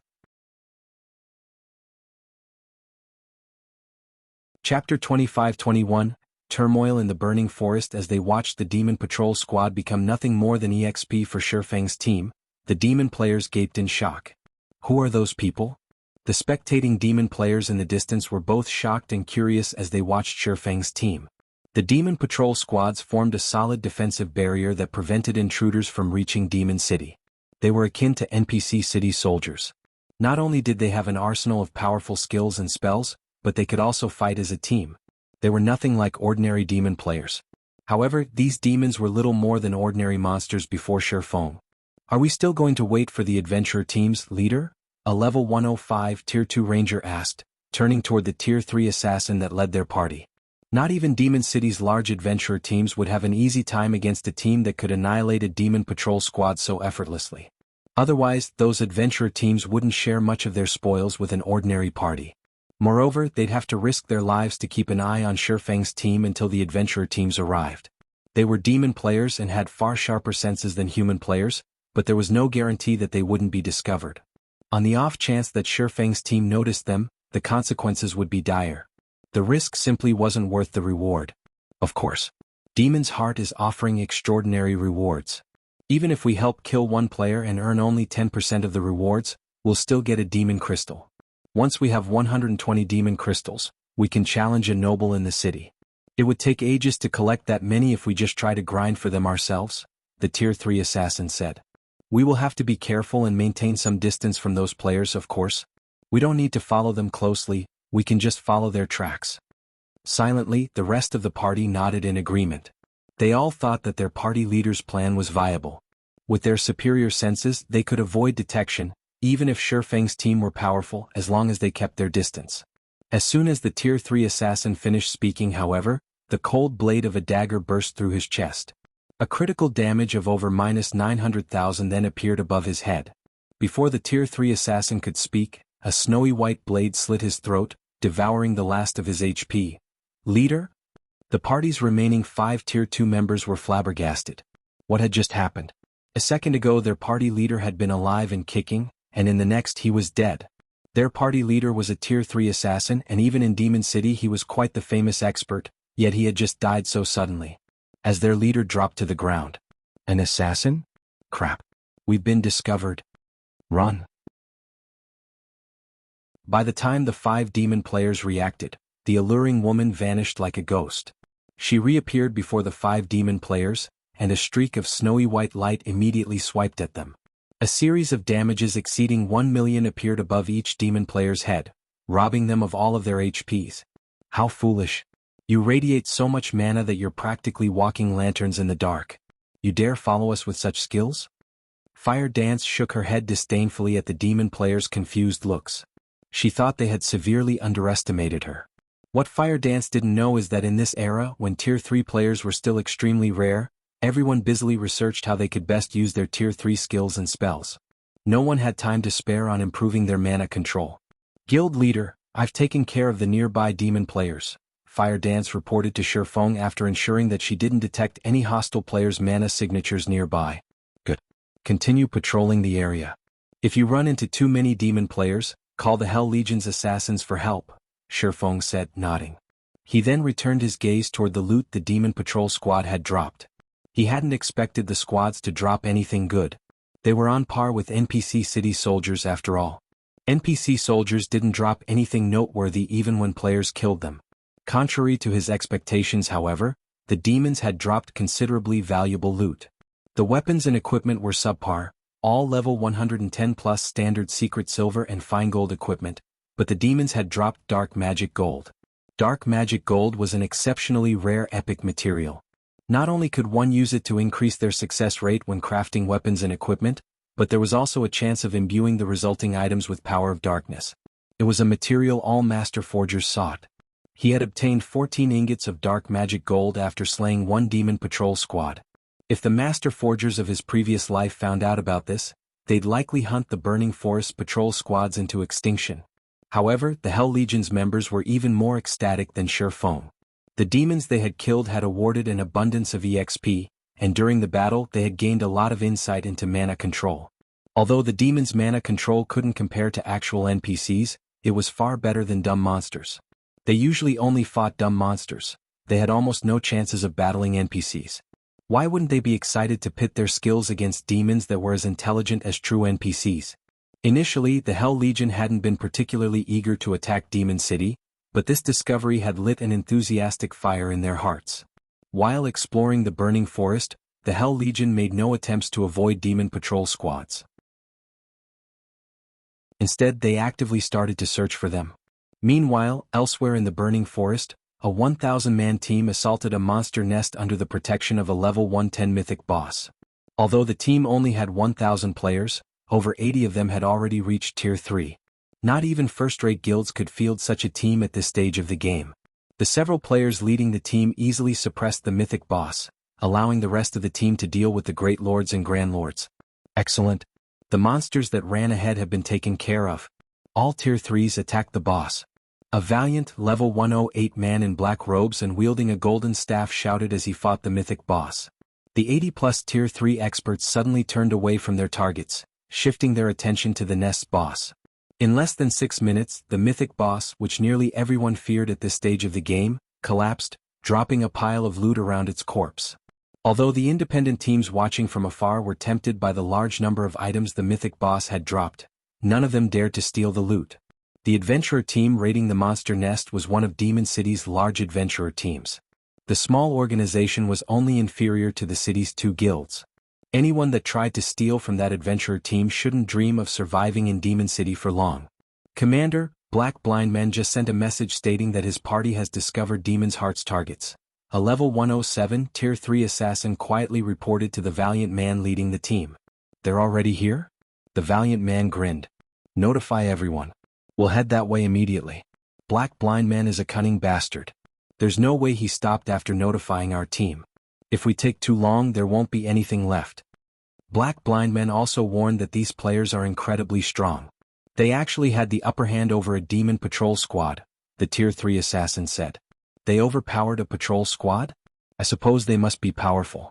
It's no wonder why Demon's Heart has offered such an excellent bounty, the valiant man said, nodding. Where are the targets now? He was very familiar with the demon patrol squad's strength. No ordinary 100-man Tier 3 team could take them on. Read latest chapters at Wuxia World. I don't know, the Tier 3 assassin awkwardly replied. Didn't Black Blind Man follow them? The valiant man asked curiously. He was also very familiar with the player known as Black Blind Man. Not only was the man powerful individually, but he was also one of the top-ranked assassins in Demon City. There was no way Black Blind Man would forego an opportunity like this. He's dead. Chapter 25-22, Great Disturbance, Blind Man's dead? The valiant man, Regretful Wind, was astonished by the report. Someone actually noticed him and killed him with his cautious nature and tracking skills? Black Blind Man was a relatively well-known assassin in Demon City, and his sharp senses were particularly outstanding. When Demon City's large adventurer teams, including Windtooth, targeted a specific player, they often hired Black Blind Man to track the player down. Regretful Wind had never heard of Black Blind Man running into issues when tracking a target. MHM. According to Blind Man's teammates, his grinding party had been annihilated without any time to fight back. In a fit of rage, Blind Man logged off and contacted his close friends to notify everyone in the city. He wants Demon City's players to ambush the people who killed him, the Tier 3 assassin said, nodding. Unfortunately, his message is over 10 minutes old, and we don't have any new details about the invaders' whereabouts. Since those players can defeat a demon patrol squad, they must be fairly strong. I guess it isn't surprising to hear that they've killed Blind Man, but we have to hurry. Now that Blind Man has informed the public of the situation, many of the city's players will prepare for battle, Regretful Wind said, frowning. He wouldn't have much of an issue if Black Blind Man had simply informed the city's large adventurer teams. Only a small fraction of Demon City's player population consisted of large adventurer team members. Even if the adventurer teams mobilized all of their members, locating the intruders in the burning forest wouldn't be easy. If everyone in the city knew about them, however, locating the intruders would be a piece of cake, and the Windtooth adventurer team would have a lot more competition. Demon's Heart had offered an extraordinary bounty for these players' heads, with each intruder worth 10 demon crystals. Players could slay the monsters in demon territory for demon crystals, but the drop rate was incredibly low. Players could only increase their chances by hunting powerful monsters. Even the city's various large adventurer teams would be lucky to collect 10 or 20 demon crystals per day. Once players collected 20 demon crystals, they could apply for the challenge to earn a noble rank in the city. If they completed the challenge, they'd become one of Demon City's nobles and gain a significant boost to their strength. Even those with noble demon ranks had to acquire demon crystals to elevate their strength and position, although they would need even more demon crystals to do so. With the opportunity to earn 10 demon crystals per player killed before them, none of Demon City's residents would simply stand by and watch. Rest assured, Commander. I've already instructed our team to search the burning forest. It won't be long before we find the invaders.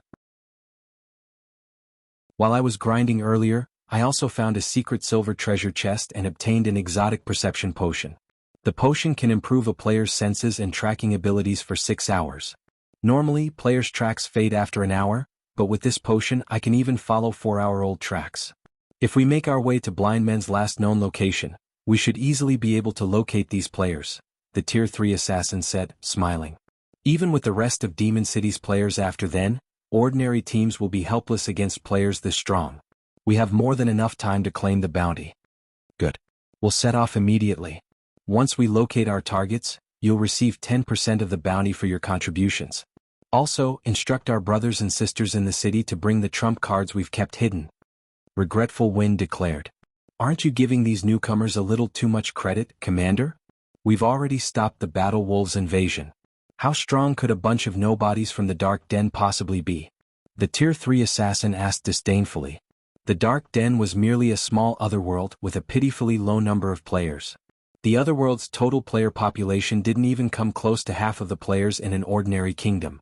The only advantages the Dark Den had were its impressive leveling environment and abundance of skill and spell books. There was no way such a small world could produce experts as powerful as those in Demon City. I know, but each of them is worth 10 demon crystals. Letting a single player escape would be a waste, and I doubt that Demon's Heart will be so generous in the future, Regretful Wind said. Regretful Wind had never once been wary of the invaders. Battle Wolves had tried to invade Demon City with over 100,000 experts, yet the Super Guild's army had been obliterated before it had even reached the city. If not even Battle Wolves could make it through the burning forest, what could a few hundred invaders accomplish? What Regretful Wind truly minded was the demon crystals Demon's Heart had offered. I understand. I'll notify our members in the city right away. The Tier 3 assassin then did as he promised. Meanwhile, a great disturbance had rocked Demon City. This is our chance to get rich. 10 demon crystals per person. We won't let anyone get in our adventurer team's way. The intruders have already appeared in the burning forest's outer region? Inform out nearby members immediately. We must find them before other teams do. Invader hunting team recruiting. Anyone who wants to earn demon crystals should apply quickly. As Black Blind Man's friends spread the word, everyone in Demon City was in a frenzy. Over 100,000 players rushed toward the burning forest like a bunch of madmen. When Troubled Times, who rested in one of the city's high-class bars, heard the news, his expression turned gloomy. He hadn't thought that Sherfong would actually come here. There's no need to worry, Commander Troubled.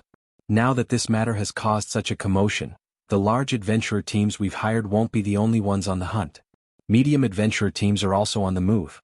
Even if every super guild in the Ten Saints Empire worked together, they'd never get past so many experts. A man in silver armor tried to reassure Troubled Times when he saw the man's concern. That's right. Even if Zero Wing somehow manages to make it to Demon City, Demon's Heart is still waiting for them. We stand by your side.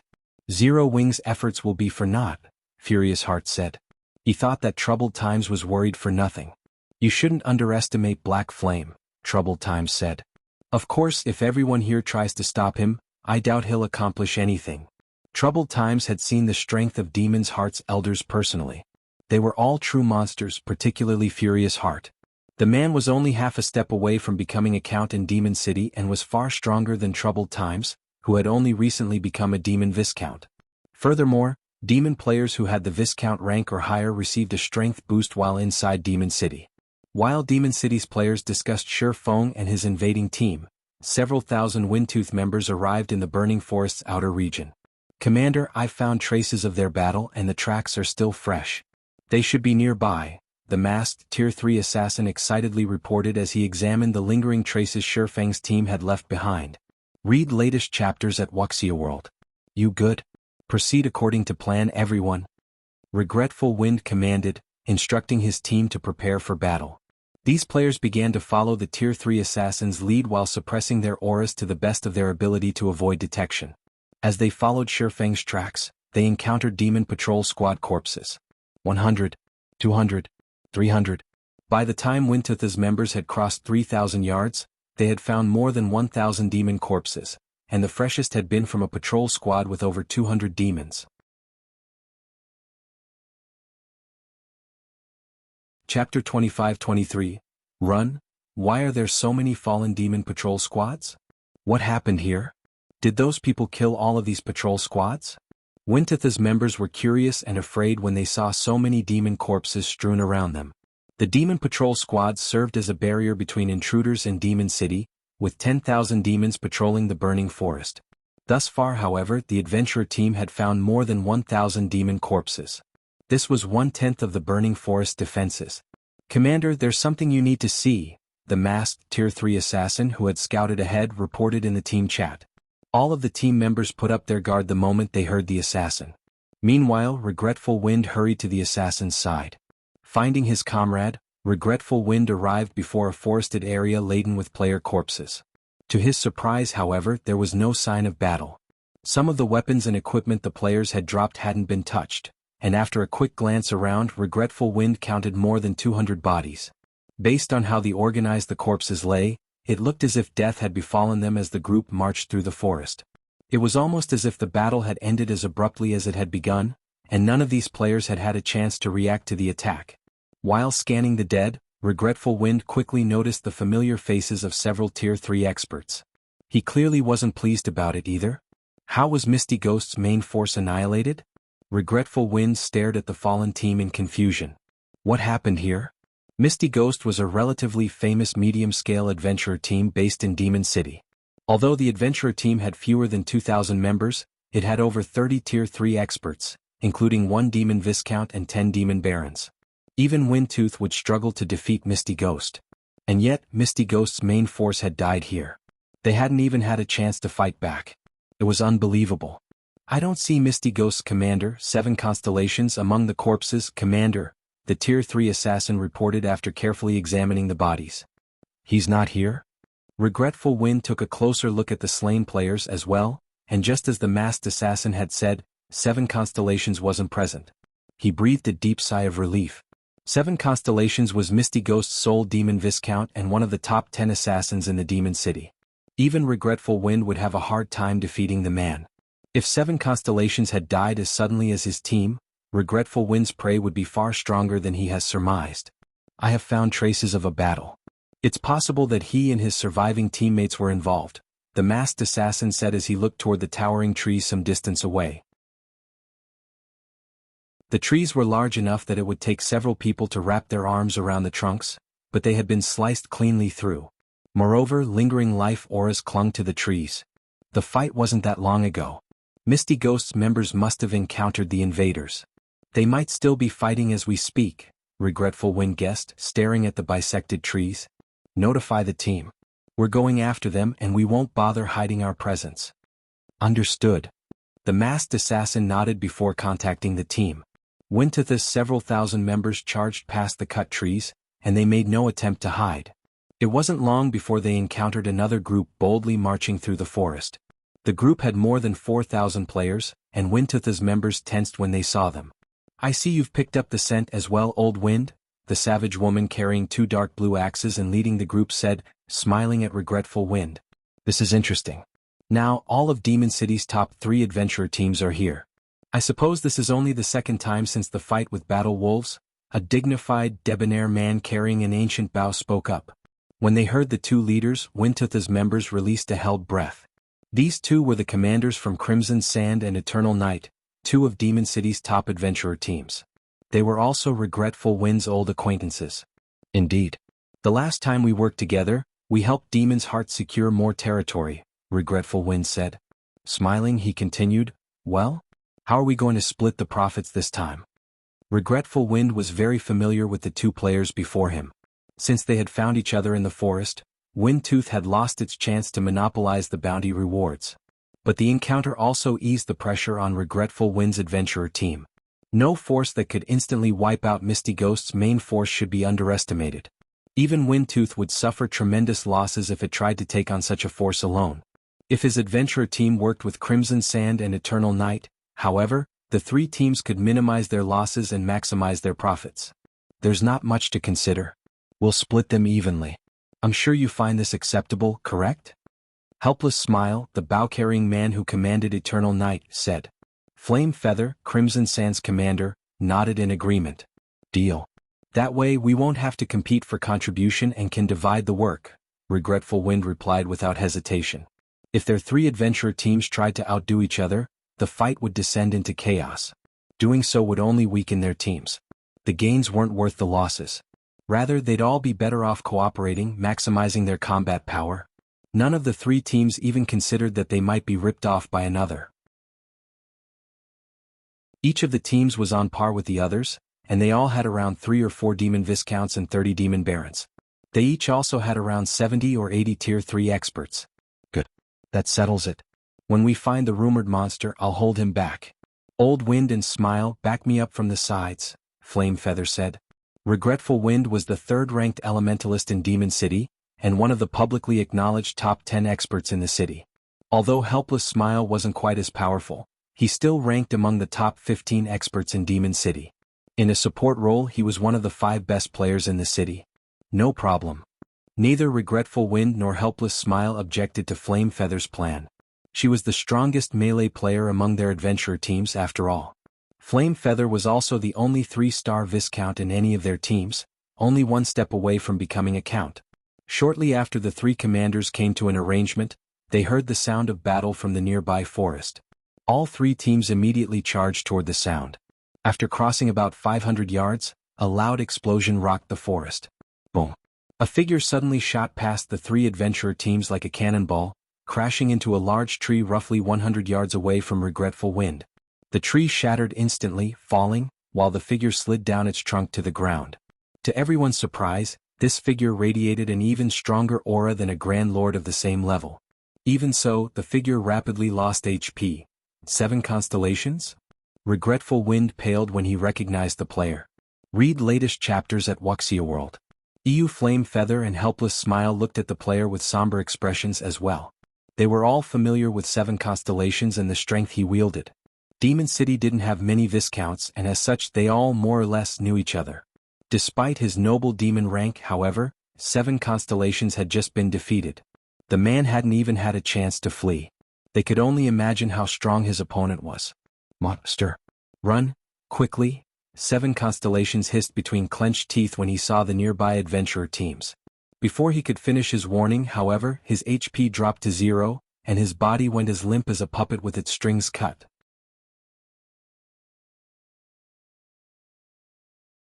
Chapter 25-24, She is the Monster? The 3 adventurer team's members were senseless when 7 constellations died. A monster, huh? Regretful Wind frowned, contemplating 7 constellations' dying words. Demon Viscounts stood at the apex of Demon City, and 7 constellations was an assassin, a class that boasted its survivability. And yet he had just died. Moreover, 7 constellations had warned their 3 adventurer teams away. It was clear that in his mind, these 3 teams were no match for the monster he had just faced, even if they worked together. Although that was only the assassin's opinion, his words should be credible. If 7 constellations focused on getting away, not even the top-ranked experts in Demon City could stop him. But he had still fallen. It seems our opponent isn't as simple as we thought. What do you guys think? Regretful Wind asked the other 2 commanders. If they fought an opponent that even 7 constellations feared, the outcome wouldn't be as pleasant as they hoped. It's no wonder why Demon's Heart has offered such a gracious bounty, Helpless Smile replied, staring at the assassin's corpse. But this isn't the first time we've faced monstrous experts. Besides, if we flee, we'll become laughingstocks in Demon City by tomorrow. Although Helpless Smile felt the weight of 7 constellations' warning, it wasn't enough to order a retreat. Even if these intruders are powerful, there's no guarantee that we can't defeat them, Flame Feather agreed with a nod. Fighting spirit burned in her eyes as she launched into another charge. Don't forget, we have the home ground advantage. Our opponent may be a monster, but we'll still make him suffer. Monster-like experts were something to be feared. Ordinary Tier 3 experts had no hope against such players. However, their adventurer teams had fought monster-like experts before, particularly during the fight with battle wolves. Yet, these monstrous experts hadn't been powerful enough to save the guild from its miserable defeat in the burning forest. Furthermore, their adventurer teams had grown stronger since then. She was confident that they could hold their ground against monster-like experts and that they still had a chance at victory. The members of all three adventurer teams nodded in agreement with Flame Feather's sentiment. Achieving victory might be difficult if their teams fought alone, but they had all agreed to work together. Not even the Ten Saints Empire's superpowers would dare to take on their combined force, much less a measly team of 300 plus. It wasn't long after she finished speaking, however, that everyone noticed a lithe figure beside Seven Constellation's corpse. The figure silently looted the assassin's body as if she didn't have a care in the world. What amazing concealment techniques! Surprise flashed in Regretful Wind's eyes when he saw the woman who had abruptly appeared. As demon players, their perception of non-demon races' life signatures was incredibly powerful. Even an assassin in stealth would have a hard time hiding from demon players, especially with less than 100 yards between them. However, they couldn't seem to detect a trace of the female assassin's presence. The woman's mastery of concealment arts was unrivaled, even in Demon City. Is she the monster Seven Constellations warned us about? Helpless Smile's expression tensed as he watched the alluring woman a short distance away. If he encountered the assassin normally, she'd kill him 9 out of 10 times. He finally realized, more or less, why Seven Constellations had failed to escape. Interesting. I'm going to fight her. Flame Feather declared, her fighting spirit reaching its peak. She then activated demonification and charged at the female assassin, wielding her axes. As the only 3-star demon Viscount, activating her demonification would not only strengthen her physique by a large margin, but her basic attributes would also undergo a qualitative transformation. In her demon form, every action she took could transform the terrain around her. With just her Tier 2 demon charge, Flame Feather had bathed her surroundings in a sea of fire and shook space itself. Another ambush? Sensing Flame Feather charging toward her, Fire Dance stored the dagger she had just picked up from Seven Constellations' corpse and unsheathed the short sword hanging at her waist. In that case, I'll bury you alongside them. Fire Dance then swung 1,000 transformations through the empty air before her. Tier 3 skill Triple Flash. 3 streaks of black light shot toward Flame Feather, one after another and as fast as lightning. However, Flame Feather's enhanced physique allowed her to brandish her axes during her charge in turn. Tier 3 skill Demon Storm. A series of explosions echoed throughout the forest, and the powerful shockwaves knocked down trees while stirring dirt and debris into the air. Among the chaos, Flame Feather stumbled 3 steps back as a damage of over -50,000 appeared above her head. The difference between the two women's strengths was clear. What? Flame Feather was pushed back even in her demon form? The scene astonished Helpless Smile. He was perfectly aware of how powerful Flame Feather became after activating demonification. She was undoubtedly the strongest player among 3 adventurer teams. In her demon form, Flame Feather's Tier 3 skills were nearly as powerful as Tier 4 attacks, yet she had just lost a competition of strength against this human assassin. Amazing. It's no wonder why Seven Constellations called you a monster and assumed that we're no match for you, Flame Feather said, the flame of passion in her eyes burning even brighter than before. She launched into another charge, continuing, if I were alone I wouldn't be a match for you, but in this forest, I'm not your only opponent. Regretful Wind finished activating his demonification as Flame Feather finished her statement, and he began to chant an incantation. When he completed it, he slammed the butt of his staff on the ground, and a golden, 2-fold magic array appeared under his feet. Tier 3 spell Earthen Roar. Suddenly the earth beneath Fire Dance's feet burst, exploding with countless streaks of light. Meanwhile, Helpless Smile didn't waste time. After activating demonification, he pulled the string of his ancient bow and launched 6 arrows into the sky, which formed a 6-pointed star above the assassin. Tier 3 skill Demon Thorns. As the star-shaped magic array took form, pitch-black magic arrows descended, each with the power of a Grand Lord-ranked archaic species. Under Helpless Smile's control, a total of 18 magic arrows fell, diverting Fire Dance's attention away from Flame Feather. The nearby adventurer team members gaped, impressed by their commander's coordination. They had never guessed that those 3 would be so strong when they worked together. How was this still a battle between players? It was basically a fight between monsters. Not even Battle Wolves monster-level experts could stop their three commanders when they cooperated. With attacks coming in from all directions, Fire Dance was forced to activate a life-saving skill. She immediately used shadow steps to appear behind Flame Feather, evading the countless streaks of light. She dodged most of the 18 magic arrows, relying on Wind Step's brief invulnerability to block 5 unavoidable shots. She then tried to block the 2 incoming axes with 1,000 transformations. Boom. Fire Dance didn't have time to use a skill to block the axes, filled with power of darkness, in time, and as her short sword collided with Flame Feather's weapons, she was sent flying, losing 70,000 HP in the process. She didn't even have 1 million total HP, and the strike claimed a visible chunk. All hail the commanders. So what if she's a monster? She's still at a disadvantage against our commanders. The adventurer team members were ecstatic and overcome with pride to see one of their commanders dominate this monstrous assassin.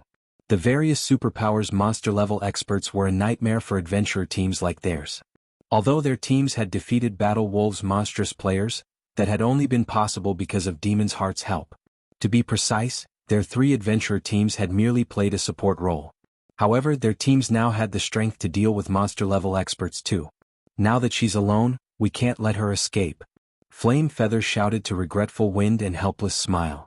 Fire Dance was clearly the invader's cornerstone, and since she was alone, this was the perfect chance to take her out.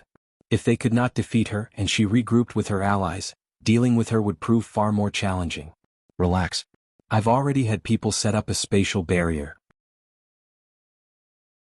She might be an assassin, but she won't get away that easily. Regretful Wind replied, grinning. After witnessing the initial clash between Flame Feather and Fire Dance, Regretful Wind realized the importance of this battle. Hence, he had instructed his subordinates to set up a magic barrier before he had even joined the fight. He wanted to ensure that they could flee if they were no match for the assassin, and if they were, that they'd have an easier time taking her down. Although they now had the upper hand, killing a monster like Fire Dance wouldn't be easy, but with the magic barrier up, they could buy enough time to complete the task. Read latest chapters at Wuxia World. Even as Regretful Words finished his statement, a gigantic barrier rose around the battlefield, covering a 200-yard radius. 88 magical class players powered the array, and not even a tier 4 mythic monster would find it easy to break out of. Good. Now she's dead. Flame Feather sighed with relief as the barrier took effect. A second after the magic barrier completed, however, an arc of blue lightning struck from a distance. Boom.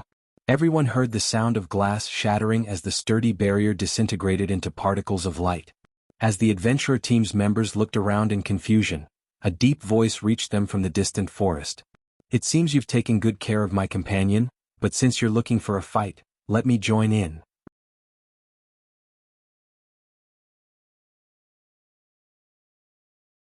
Chapter 25-25, True Monster. When the 3 adventurer teams heard the deep voice, their expressions betrayed their apprehension.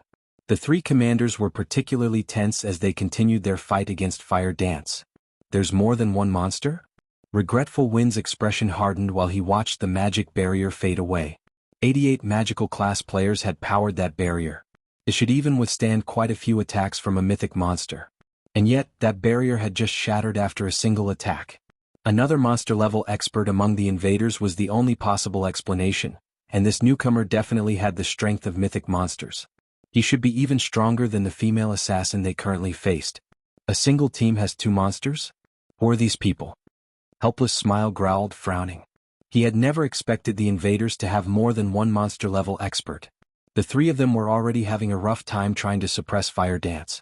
If another expert of her caliber joined the fight, they'd be in trouble. So what if there's another monster? Why should we fear them? Resolutely, Flame Feather reminded her comrades, don't forget that we have over 5,000 players, including 7 more demon viscounts and nearly 100 demon barons. What is one extra monster compared to our forces? The only reason the 3 commanders had attacked was to gauge how much they had improved since the war with Battle Wolves. Furthermore, ordinary Tier 3 experts would only get in their way in such an intense battle. If they had to face 2 monsters, however, the members of their adventurer teams could keep the second one busy. Even if their teams couldn't kill the other monster, they could buy enough time for the commanders to finish off Fire Dance. Eventually, their adventurer teams would secure victory, even if some of their members died. That's right. However, it seems we'll incur some losses in this operation, Helpless Smile said, nodding. He then gestured to one of his subordinates in the distance and said, "Blue, lead our main force members to stop the other monster. Try to buy as much time as possible." "Understood," the Tier 3 shield warrior Blue Sea responded. "Mandala, take your group and go with them." Flame Feather ordered a Tier 3 dark druid on her team. "Poison, I'm giving you command of our members," Regretful Wind shouted to the masked assassin named Poison Heart. "If worst comes to worst, use that. Just make sure that you keep the second monster away from us for now." "Are you sure that I can use it?" Poison Heart instantly grew excited upon receiving permission from his commander. "I promise, he won't get anywhere near you." Overhearing the order, both Flame Feather and Helpless Smile glanced at Regretful Wind in astonishment. "What? Old Wind, you were the one who bought that thing during the last intermediate auction?" Flame Feather blurted. There was only one item she could think of that could easily deal with monster-level experts, and it was one of the items that had appeared in the last intermediate auction in Demon City's auction house. Satan's Remnant Soul. That item was a true treasure. It would allow a player to transform into a Tier 4 Great Demon for a short time. Players would also have access to all the skills and spells in a Tier 4 Great Demon's arsenal. Satan's Remnant Soul's only flaw was its short, 30-minute duration. Even so, every demon player in Demon City had gone crazy over the item. Aside from the strength boost, Satan's Remnant Soul granted players better control over Power of Darkness, albeit temporarily. This experience would be immensely helpful when players took the challenges to increase their demon ranks. Just having a Satan's Remnant Soul in one's bag was a major deterrent for the city's various major powers. No power or adventure team wanted to incur the wrath of a Tier 4 Great Demon after all. When the Satan's Remnant Soul had been put up for auction, Demon City's various major powers had bid for it like madmen. Moreover, the seller didn't accept coins but demon crystals, which were the standard form of currency in Demon City's intermediate auctions. In the end, someone had purchased the Satan's Remnant Soul for an astronomical sum of 1,000 demon crystals, but the buyer hasn't revealed their identity. The mystery of who now owned the item had been a hot topic among the city's major powers. Even Helpless Smile flashed Regretful Wind a surprised look. He had never dreamed that Windtooth had hidden such a powerful trump card. If Eternal Night had clashed with Windtooth, the consequences would have been dire for his adventurer team. That being said, he had to admit that he was glad to work with Windtooth right now. "MHM. I dug up practically everything we had to win it," Regretful Wind proudly confirmed. "I had wanted to save it for a fight against a superior mythic, but I don't mind using it to annihilate these invaders. I will say this, however, any invader Poison Heart kills belongs to Windtooth. Since you're willing to go to such lengths, we won't take advantage of you. Don't worry." Helpless Smile agreed, nodding. "That's right. We won't ask for any loot from an invader the Great Demon slays. I'd be even happier if the Great Demon takes care of the two monsters," Flame Feather said, laughing. She had been confident that the three of them could defeat Fire Dance eventually with the magic barrier to back them up, but now that the barrier had fallen, they wouldn't be able to stop the assassin if she focused on fleeing. This battle would go much smoother if Poison Heart could take care of the two monstrous invaders. In the fields, monster-level experts posed an extraordinary threat, especially if they had no qualms with hit-and-run tactics. They were an absolute nightmare to deal with. "That's reassuring," Regretful Wind said. He then turned toward Poison Heart and said, "Since the two commanders have agreed, use it, Poison." The Satan's Remnant Soul was precious, and there was almost no chance that another would go up for auction, but obtaining the monster-level experts' weapons and equipment would make it a worthwhile transaction. The superb quality of their weapons and equipment was a large part of the reason that monster-level experts were so much stronger than peak experts. He could likely earn back the cost of using the Satan's Remnant Soul with just one of their weapons or equipment pieces, possibly even more. Poison Heart was elated as he pulled a black bottle from his bag and started to remove the seal. He had hoped he could use the Satan's Remnant Soul to help him become a 2-star Viscount, but because the item was so valuable, he didn't want to use it solely for his promotion. He had wanted to save it until he could use it to kill 2 birds with 1 stone, which was why the item had remained in his bag for so long. Now that he had found the perfect opportunity, he wouldn't hold back. Once Poison Heart had removed the seal, he doubled in size and 2 pairs of jet black wings, enveloped in fire, grew from his back. So strong. So, this is the power of a Tier 4 Great Demon. Poison Heart exclaimed as he felt an immense power course through his veins. So much strength. Absolute power. This omnipotent feeling was intoxicating. Sure enough, a great demon is truly awe-inspiring. Poison can now likely slay all of the intruders without our help. Helpless Smile said. He couldn't help but feel a little jealous as he gazed at Poison Heart's new form and sensed the assassin's intense aura. Poison, I'll leave the rest to you. Remember, you need to finish this battle quickly. We won't be able to hold on for long. Regretful Wind shouted to his subordinate before casting another spell against Fire Dance. Leave it to me, Commander. I'll make sure they all die. Poison Heart declared. He flapped his wings and flew straight toward the source of the deep voice. He was so fast that the team's Tier 2 demon players didn't even have time to react. So fast. These invaders are dead now. The 3 adventurer team's members were astonished when Poison Heart vanished in the blink of an eye. Some of them even pitted Shurfang's team. Even working together, their teams wouldn't have been a match for Shurfang's people if they had attacked before the Battle Wolves Crusade, but after that fight, they had gained a bountiful harvest that had helped them undergo qualitative transformations. Now, with the great demon, Poison Heart, by their side, they were all confident that their teams could repel Battle Wolves' army by themselves, let alone a laughable team of 300+ experts. What a pity. It seems your companion is doomed. Flame Feather said, grinning as she brandished her axes at Fire Dance. I think you're the one that should pray for your friend. Fire Dance rolled her eyes at the other woman. I think you've misunderstood something from the very beginning. Misunderstood? And what would that be?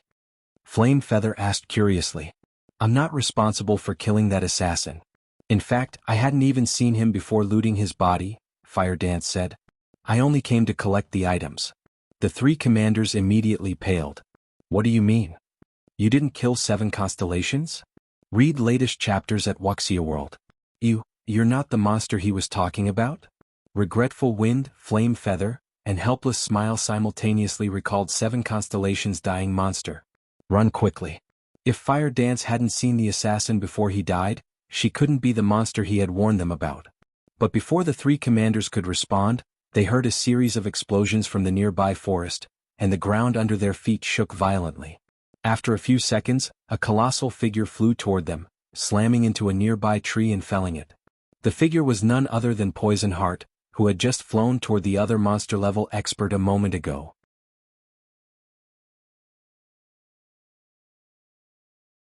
Chapter 25-26 Despair of 3 adventurer teams. Poison? Regretful Wind was shocked when he saw Poison Heart's miserable figure lying at the base of the collapsed tree. Right now, the assassin was a bona fide Tier 4 being. He was even stronger than Tier 4 players. The man had command of every Tier 4 skill and spell a great demon possessed, which was an advantage that Tier 4 players wouldn't have. And yet, someone had thrown Poison Heart with an attack. When Flame Feather and Helpless Smile saw this, they found the scene incredibly familiar. They had encountered 7 constellations in the same way. Is the monster 7 constellations referred to in that area of the forest? Helpless Smile tensed as he recalled the other assassin's warning. They had gone to great lengths to corner Fire Dance, yet just when they thought they had curbed the monster 7 constellations had warned them about, reality's punchline hit them. Flame Feather was also momentarily dazed over the unexpected revelation, and for a moment she forgot about her fight with Fire Dance, very nearly letting the female assassin kill her. After a brief moment of silence, a man emerged from between the nearby trees. He was fully clad in pitch-black light armor and hid his appearance under a black cloak. 2 long swords hung from his belt, and the frightening amount of mana he radiated formed a layer of mist around his body.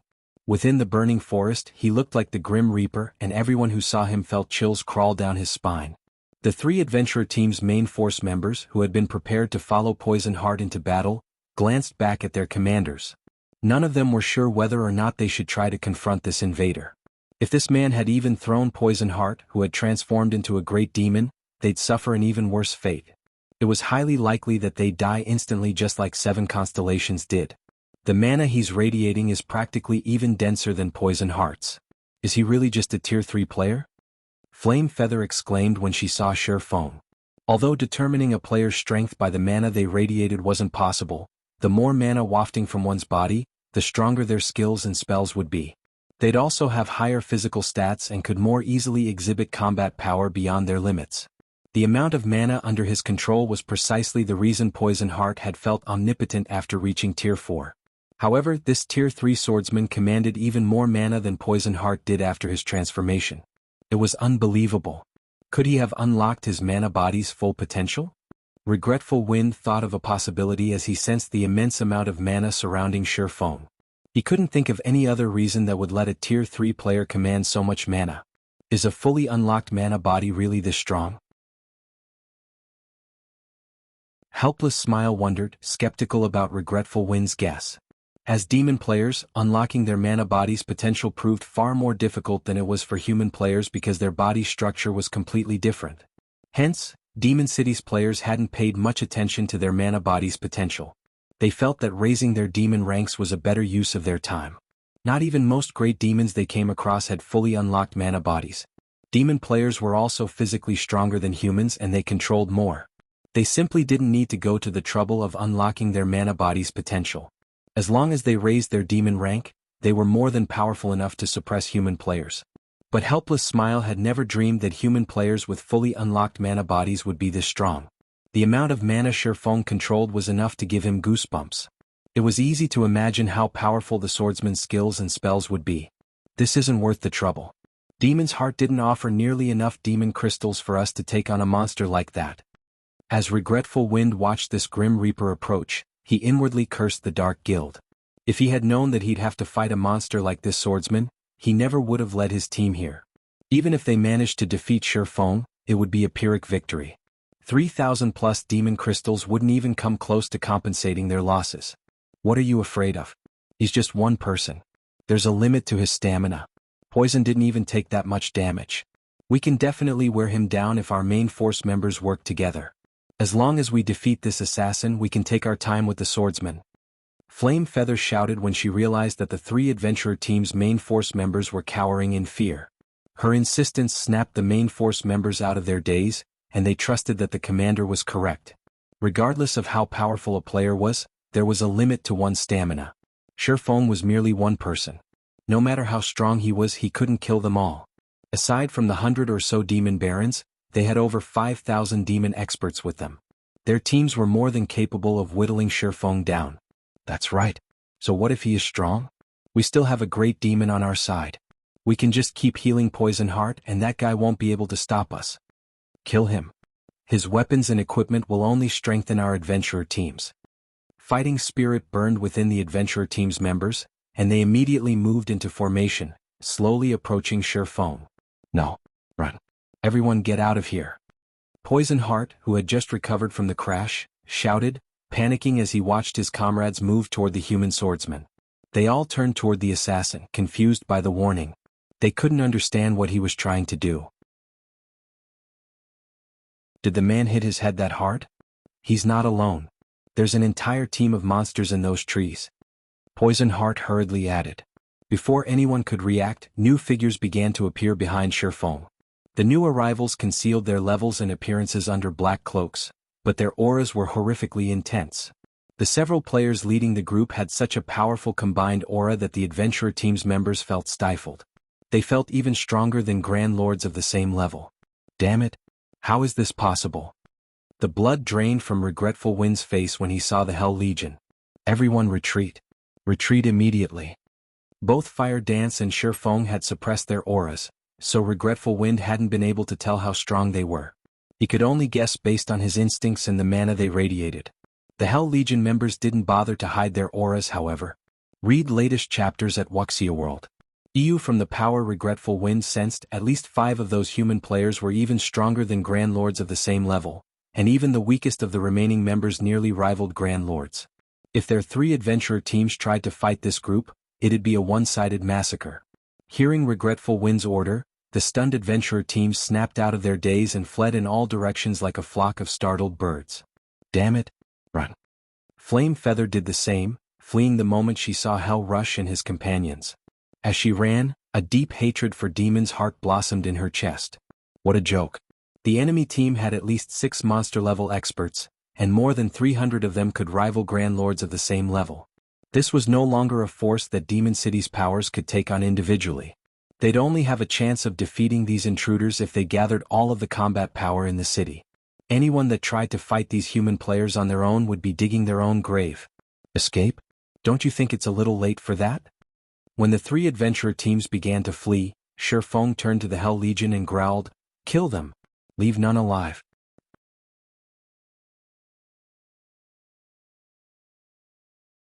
Chapter 25-27, Sweeping Victory. As soon as Feng gave the command, the Hell Legion pounced on the fleeing demon players like ravenous tigers. Although demonized players' physiques and basic attributes were superior to ordinary human players, and they could run much faster than humans, the Hell Legion's members were among the best in Netherworld Empire. Moreover, they had some of the best equipment available in God's domain at this stage of the game. Including their special bloodline, their basic attributes were even higher than the adventurer team's demonized members. The Hell Legion's experts caught up to the fleeing adventurer teams in no time at all. "Damn it. They're too fast. You think you can bully me? I'll fight you to the death. I refuse to believe I can't defeat at least one of you." Realizing that escape was impossible, the adventurer teams turned and decided to stand up to the Hell Legion. Over 1,000 Tier 2 experts tried to meet the incoming Hell Legion experts, and although they knew they had a basic attribute advantage, they moved into defensive formations with MTs on the front line and ranged players in the back. Their coordination was smooth, giving the Hell Legion's experts no chance to face them one-on-one. Skills and spells proceeded to fly toward the Hell Legion, adding colorful lights to the Crimson Forest. As the attacks landed, countless explosions echoed throughout the forest, and thick smoke filled the area as if it had just been bombed from above. Trees caught in the crossfire were blown to smithereens. "You guys might be powerful, but I refuse to believe that you can take so many attacks without taking damage." The three adventurer teams' attacking members looked smug when they saw that they had transformed part of the forest into an empty flatland. They also grew more confident about facing the Hell Legion. When they usually worked in teams of 100 or less, they were helpless against peak experts, but with over 1,000 players attacking in formation, they could launch a continuous assault on a single point. The Hell Legion members shouldn't think they could approach so easily. Before the adventurer teams could celebrate, however, the Hell Legion's members emerged from the cloud of smoke. Not one of the human experts had lost a single HP after the bombardment, much less suffered any severe injuries. Their steady advance seemed like those attacks had meant nothing to them. How is this possible? The three adventurer teams' offensive members were stupefied. Even peak experts would have to take cover against their frenzied attacks. Yet these experts continued to advance like nothing had happened. They hadn't pushed them back in the slightest. In fact, the Hell Legion was even closer now. The adventurer team's main force members, who had long since fled, shook their heads at the scene. How can anyone think those experts would be so easy to defeat? Players that hadn't yet reached Tier 3 simply couldn't understand how terrifying Tier 3 players were. That bombardment wouldn't even have damaged the adventurer team's Tier 3 players, much less the Hell Legion. With the extraordinary physique and basic attributes Tier 3 players had at their disposal, evading most Tier 2 players' skills and spells was a piece of cake. Even if they couldn't dodge the more flexible and accurate attacks, they could block them. Without tremendous power, Tier 2 players would have an incredibly hard time dealing damage to a Tier 3 expert. At worst, they'd only lose some stamina and concentration. In an instant, the Hell Legion's experts arrived before the adventurer team's frontline MTs. Streaks of light struck the MT's vitals, dealing hundreds of thousands of damages and plundering all of the MT's HPs. From afar, it looked like the MTs had been cursed as they fell, one after another. Over 1,000 experts from the three adventurer teams had fallen in just a dozen or so seconds. The remaining players, who had pondered staying for the fight, gasped. They had already known the difference between the two sides' combat power was massive, but they had never dreamed that it would be this huge. Every player that had chosen to fight had fallen in the initial clash. Only the adventurer team's main force members weren't surprised. In truth, the Hell Legion didn't just have incredible basic attributes. Their combat standards were also absurdly high. Unlike Feng and Fire Dance, the Hell Legion's experts made no attempt to hide their combat standards, which made it easy for the main force members to notice. Meanwhile, from what they could tell, even the weakest human player of the team had reached the Flowing Water Realm, while most of the Hell Legion had reached the Void Realm. The three adventurer teams' commanders had only recently reached the Void Realm, and none of their teammates had caught up to them. The Hell Legion continued to cull the three adventurer teams like the Grim Reaper himself. Their assault was unstoppable. The adventurer teams didn't even have the chance to buy their commanders any time. At this point, only the three commanders and Poison Heart, who was still a Tier 4 Great Demon, had any chance of escape. However, Feng, Hell Rush, and the others had suppressed the four demon players who rapidly lost HP.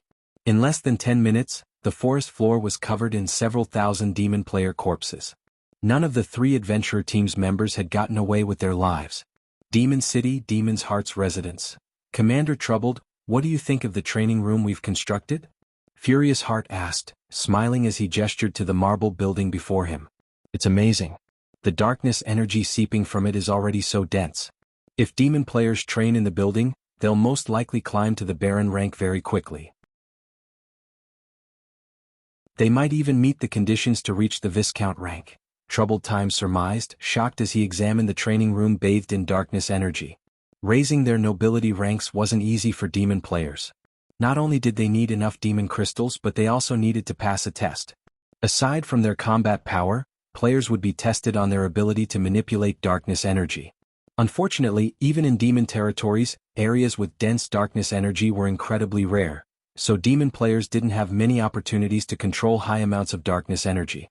The Dark Den was a special case since many areas of the otherworld were rich in darkness energy and helpful to demon players as they trained. However, Demon's Heart had successfully constructed its own training room, containing an abundance of darkness energy. The guild's foundations were nearly unshakable.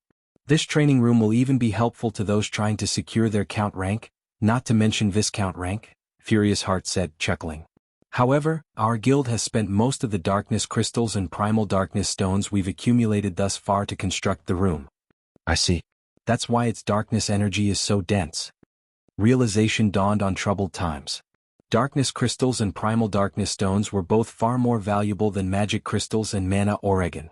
Both items contained high amounts of darkness energy and were significantly helpful to demon players.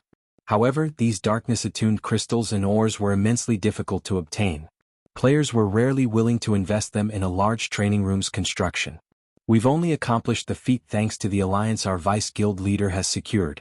He is currently in the midst of negotiating our continued partnership, and if he succeeds, he intends to share a portion of the resources with the Sentinel Shelter. You might even be able to construct a training room for yourselves, Furious Heart said. Really? Troubled Time's eyes glowed at the prospect. If the Sentinel Shelter could construct its own darkness-attuned training room, even if it were only a small training room, he wouldn't have to worry about his shelter's development. The Sentinel Shelter might even become strong enough to rule over all of the Dark Den, not to mention becoming the #1 shelter. MHM. Furious Heart nodded, smiling. Once you grow a little stronger, the Vice Guild leader also intends to provide enough resources for you to become a demon count. You will stand at the peak of God's domain, Commander Troubled. Elder Heart, please inform Vice Guild leader Flaming Light that he has nothing to worry about. The Sentinel Shelter will not disappoint him. I guarantee that we will become Demon's Heart's second major city, Troubled Times said. He could not help his growing excitement when he heard that Demon's Heart would help him with his promotion to Demon Count. Becoming a Demon Count wasn't an easy task. Once a demon player earned the Count rank, their strength would undergo a qualitative transformation. Like in the various NPC kingdoms and empires, players were considered high nobles once they reached the rank of Count and above, enjoying unimaginable status. As a Count, Troubled Times was sure he could even defeat Sherfong. Read latest chapters at Wuxia World. Just as Furious Heart was about to continue, however, a Tier 3 assassin frantically approached him. Elder Heart, we just received information regarding Zero Wing, the assassin hesitantly reported. It seems the 3 adventurer teams finally found them. Zero Wing certainly knows how to hide, Furious Heart said, smiling. Well, what's the situation? Have Zero Wing's members been dealt with? No. Windtooth, Eternal Night and Crimson Sands teams have been annihilated, the assassin said, shaking his head. Grimly he continued, a dozen or so medium adventurer teams and several dozen small adventurer teams have also been eliminated. Tens of thousands of players have died in the burning forest. As for the several hundred scouts we've dispatched, none have returned alive, but according to their offline reports, Zero Wing's members are nearly at Demon City's gates. They'll likely reach the city's entrance in about 10 minutes.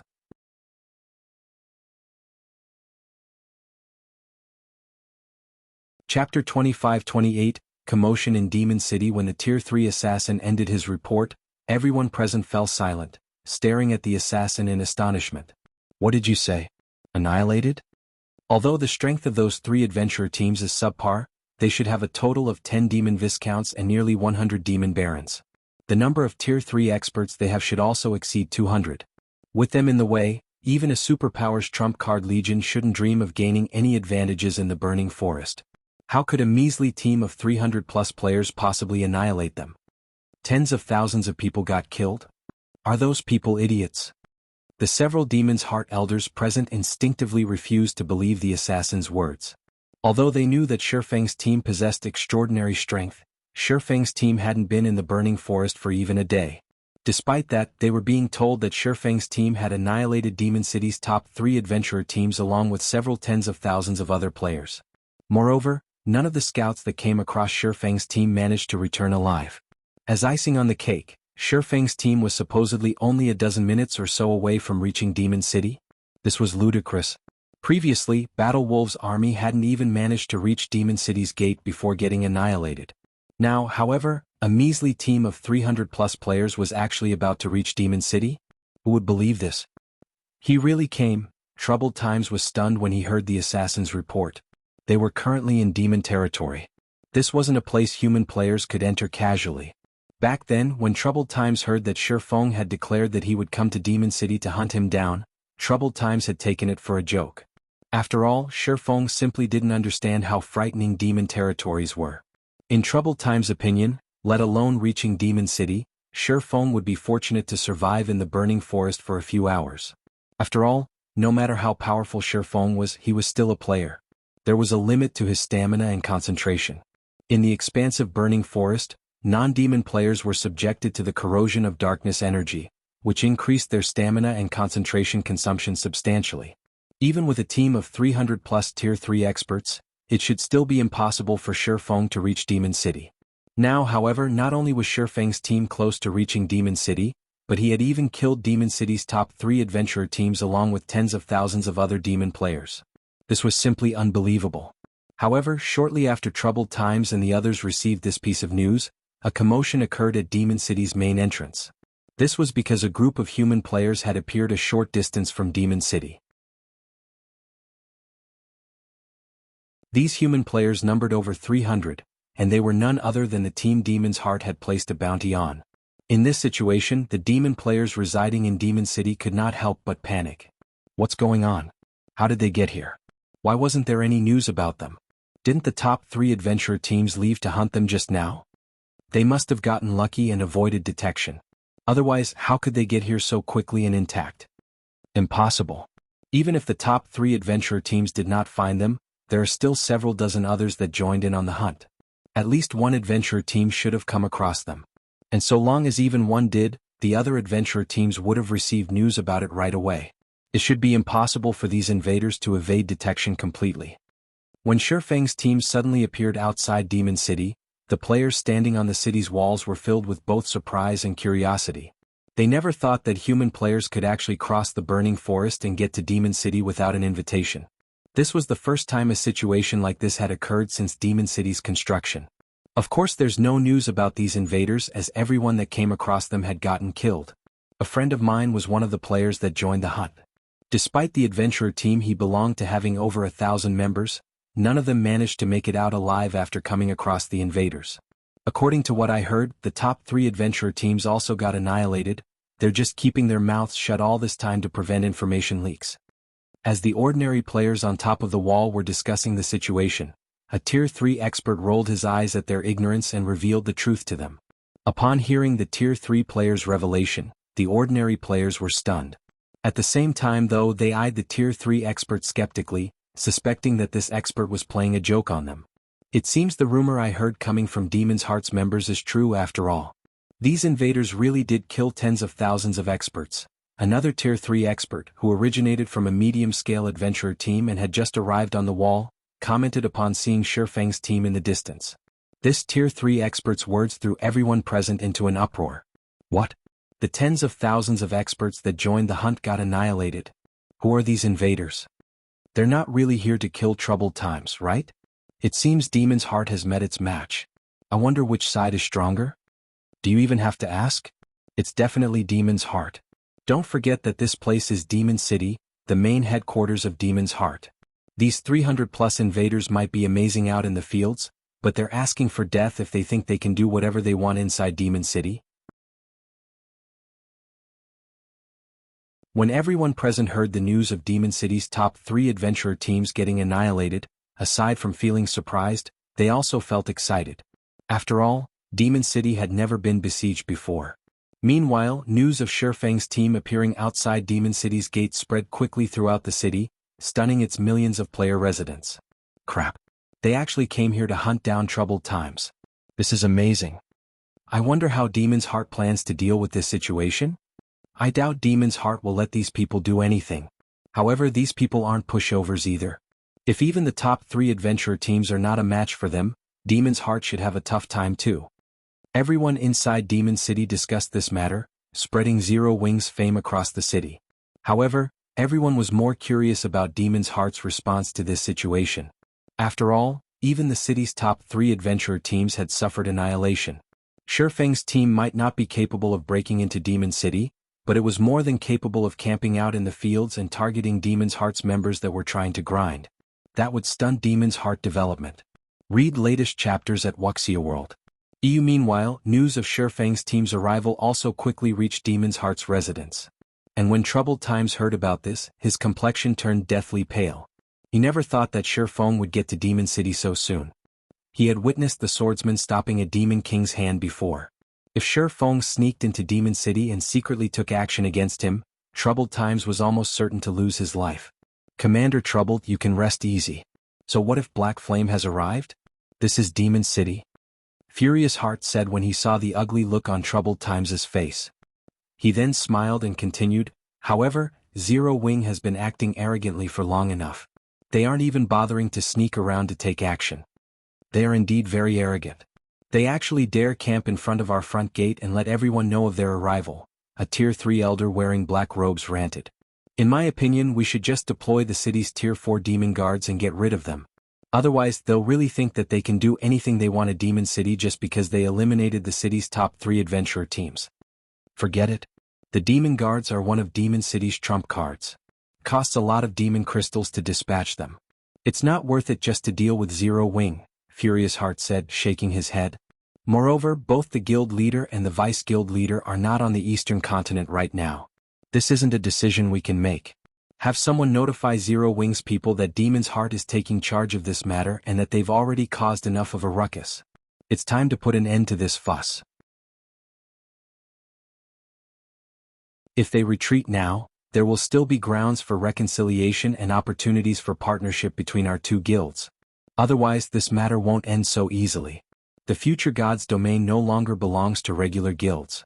I believe they should understand this point very clearly. All right. I'll have someone notify them. Hopefully they know where to draw the line, that black-clad Tier 3 elder said. Inwardly though, he felt that Furious Heart was too soft. If it were up to him, he would just annihilate Zero Wing for daring to approach Demon City so boldly.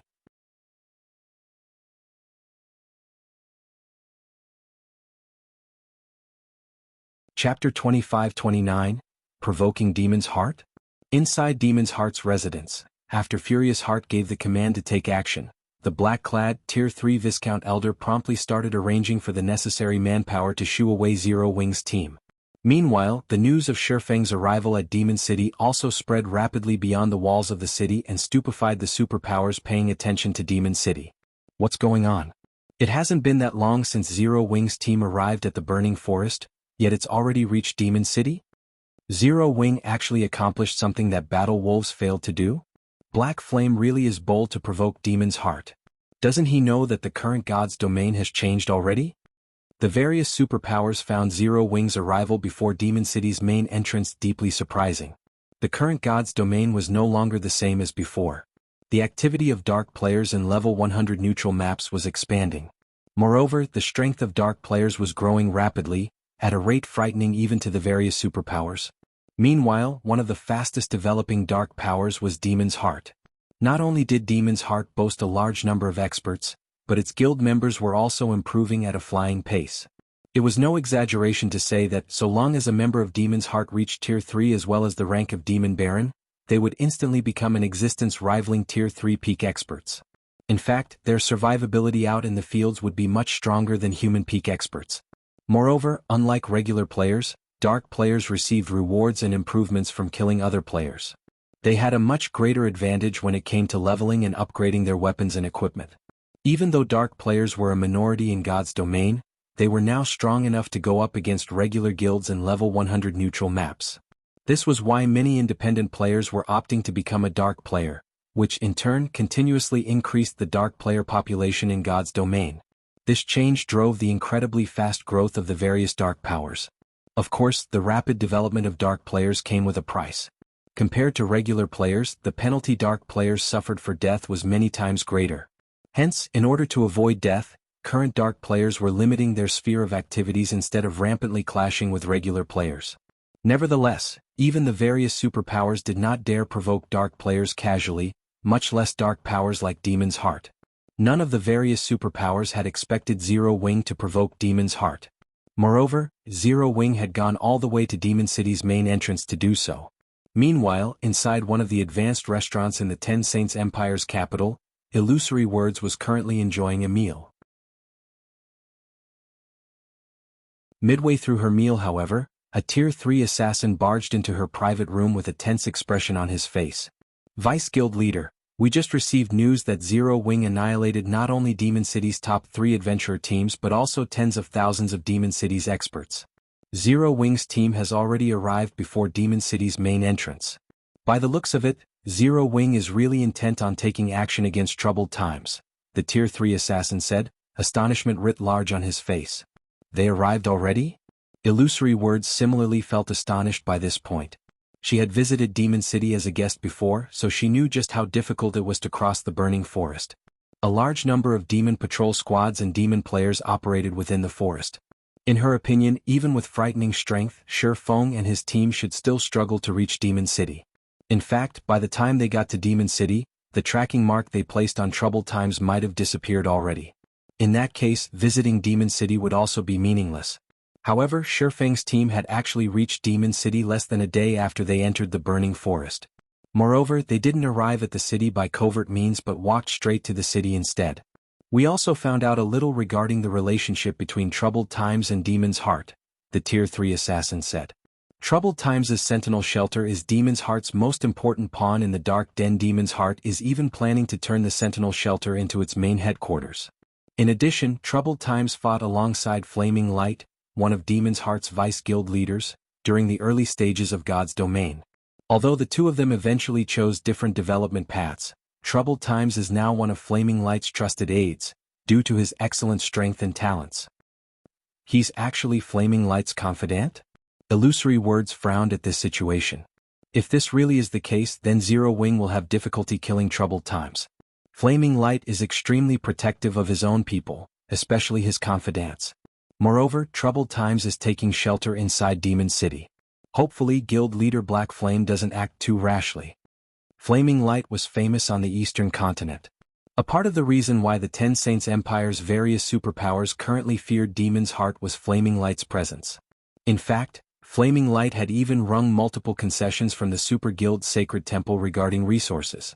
Despite the Ten Saints Empire being the Sacred Temple's home base, the Sacred Temple still had no choice but to concede to Demon's Heart's demands. This situation had greatly confused the Ten Saints Empire's various superpowers, as well as made them increasingly fearful of the Dark Guild. Setting aside whether Zero Wing could kill Troubled Times inside Demon City, even if the Guild killed Troubled Times in the outside world, it was still highly likely to anger Flaming Light. If that happened, then the efforts Zero Wing had made to ensure its smooth development in level 100 neutral maps would go to waste, and the Guild would be plagued with endless troubles once more. After all, the current God's domain had already changed. The advantages dark players had over regular players were simply overwhelming. While the Ten Saints Empire's various superpowers were secretly discussing Zero Wing, another commotion occurred at Demon City's main entrance. The reason for this commotion was Demon's Heart's members making an appearance. In the next moment, Demon City's gate opened slowly. A 1,000-man team led by Tier 3 experts then marched out of Demon City. Every one of these members from Demon's Heart sported uniform weapons and equipment. Moreover, these weapons and equipment were of considerably high quality, with even the weakest piece being level 100 fine gold rank. In addition, every member of this team was a noble.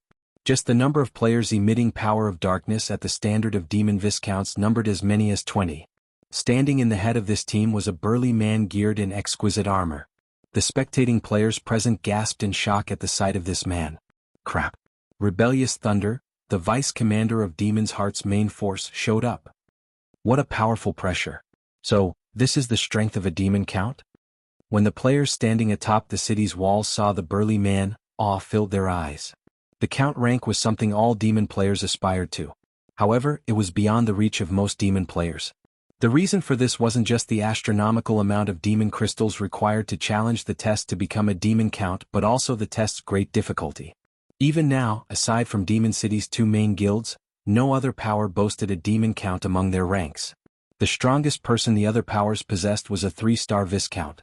Players that had become demon counts were treated with respect by even great demon NPCs because Tier 3 players at the demon count rank were already strong enough to go up against great demons. Their becoming a Tier 4 great demon in the future was also only a matter of time.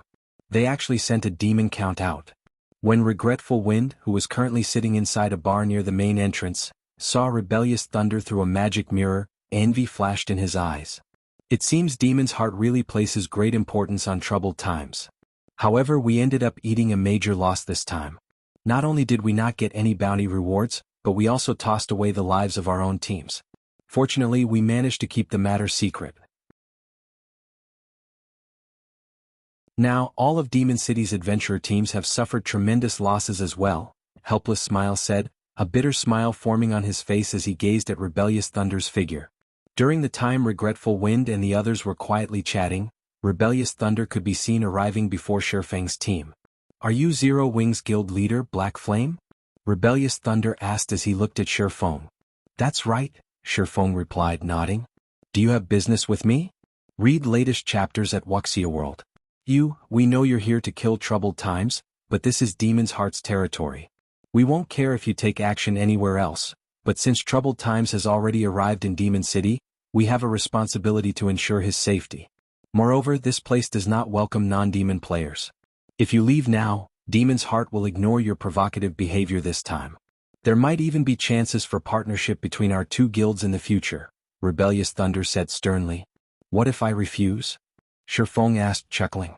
"Then you'll make an enemy out of Demon's Heart," Rebellious Thunder warned coldly, his words echoing throughout the main entrance. Upon hearing Rebellious Thunder's words, the spectating players standing on the city walls were silent because nobody would dare offend Demon's Heart on a demon territory. Any that did would not be able to leave with their lives. If that's the case, let's just become enemies.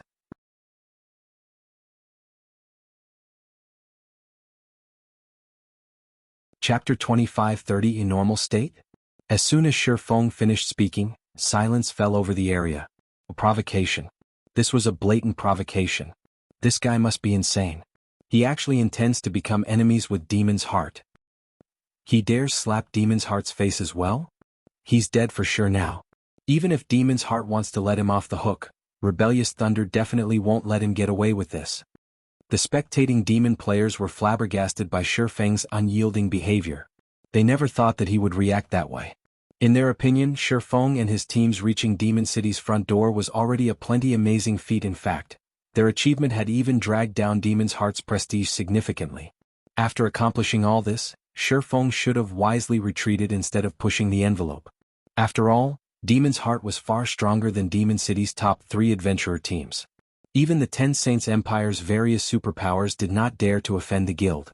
Moreover, it had always been impossible for Shifeng to fulfill his goal of killing troubled times in Demon City.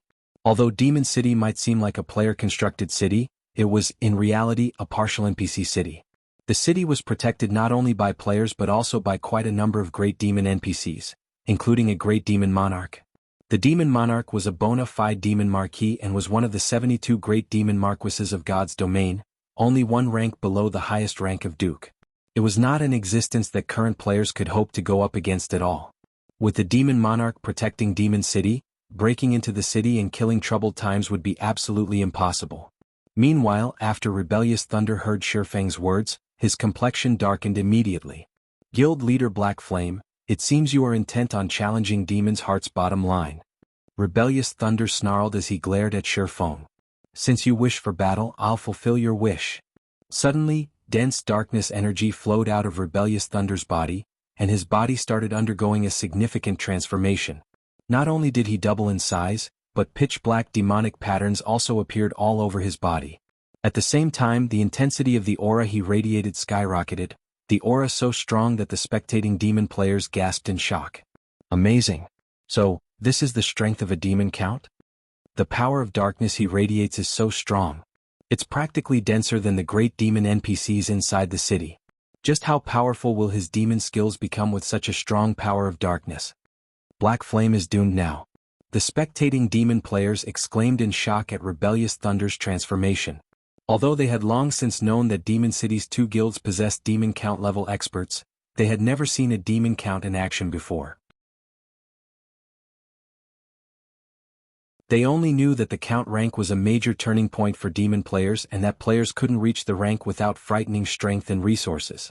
Looking at Rebellious Thunder now, however, rather than calling the count rank a major turning point, calling it a leap in tears would be more apartment. At this moment, even with only ordinary identification skills, one would realize that Rebellious Thunder transcended the realm of ordinary. Just his current HP was as high as 6 million, previously his HP was only a little more than 1 million. Aside from HP, Rebellious Thunder should have also received a similarly massive boost to his defense, basic attributes and physique after demonification. After Rebellious Thunder activated demonification, Regretful Wind and the other spectators in the bar near Demon City's main entrance were shocked. Sure enough, a demon count really is frightening. It's no wonder those two guilds have been keeping all information about the rank a secret all this time. Helpless Smile looked enviously at Rebellious Thunder, who now rivaled a Tier 4 Great Demon in terms of strength. Now, not only has Rebellious Thunder transformed into a demon count, but he also wields Cruel Darkness, one of the demon race's 16 magic weapons. He also has Demon City's buff, which all demon players get. With all that, I'm afraid that aside from those three people, nobody in the entire Demon City is his match. Rebellious Thunder was originally a monster-level expert working for a super guild. However, after entering God's domain, Demon's Heart had poached him by offering a munificent package. With the help of Cruel Darkness, the magic weapon Demon's Heart had obtained, Rebellious Thunder became so strong that he was practically invincible among players of the same tier. In fact, during the war with Battle Wolves, Rebellious Thunder had single-handedly fought against 3 monster-level experts. Back then he was still only a demon viscount. Now that Rebellious Thunder had been promoted to a demon count, Helpless Smile couldn't even begin to imagine how powerful he had become. Rebellious Thunder won't have an easy time dealing with Black Flame though. After all, Black Flame suppressed Poison Heart even after Poison Heart had transformed into a great demon, Regretful Wind said as he looked at the demonized Rebellious Thunder. I believe it's going to be a tough battle. Regretful Wind had personally experienced Shurfeng's terror. Even if Rebellious Thunder was powerful, the Elementalist did not think that Rebellious Thunder could easily defeat Shurfeng. Flame Feather nodded in agreement with Regretful Wind's words. Previously, Shurfeng had behaved as if Demon's Heart's existence was nothing to him. However, the swordsman indeed possessed the strength and qualifications to do so. Meanwhile, as Regretful Wind and the others were discussing Rebellious Thunder, the person in question had taken the pitch-black greatsword hung on his back in hand and swung it at Shurfeng. The instant Rebellious Thunder swung his greatsword, the power of darkness enveloping his body seemed to find a vent. It surged into the greatsword, doubling the power and attack range of the greatsword. Now the attack was so powerful that it cut apart even space, leaving a pitch-black trail behind the greatsword. In response, Shurfeng unsheathed Killing Ray and executed Light Shadow. Boom! The instant the two blades collided, dazzling sparks sprang forth. The frightening impact also caused the ground beneath the two players' feet to shatter, and the sound of the impact echoed throughout Demon City. In the next moment, Shurfeng stumbled half a step back, his HP decreasing by merely a few thousand. To Shurfeng, who possessed over 1 million HP, this amount of damage was negligible. Impossible. That guy only lost by a little even after receiving the Vice Commander's full-powered blow.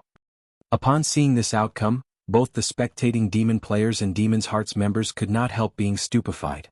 This was especially true for Demon's Heart's members, whose eyes very nearly fell out of their sockets at this scene. As they watched Rebellious Thunder about to clash with Shurfeng, they had considered a few methods that might allow the swordsman to neutralize Rebellious Thunder's attack.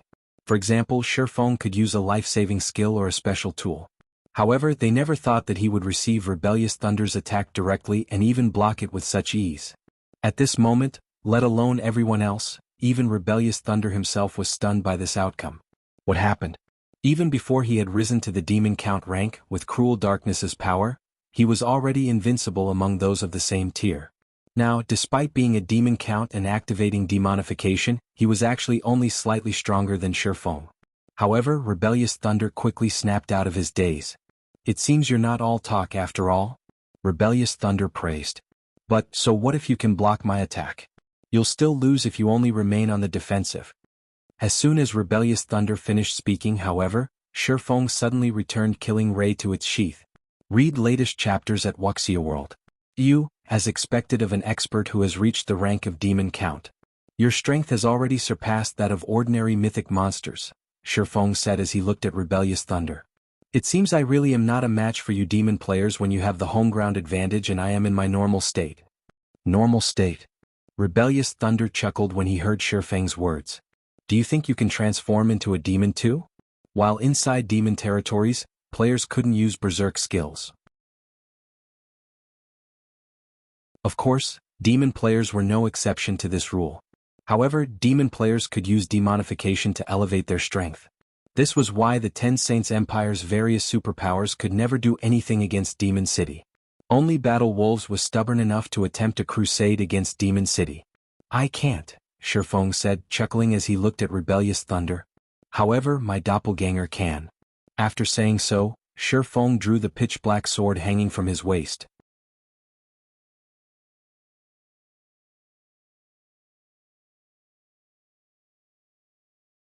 Chapter 2531, Black Dragon. The abyssal blade Shifeng wielded looked like a gemstone of darkness.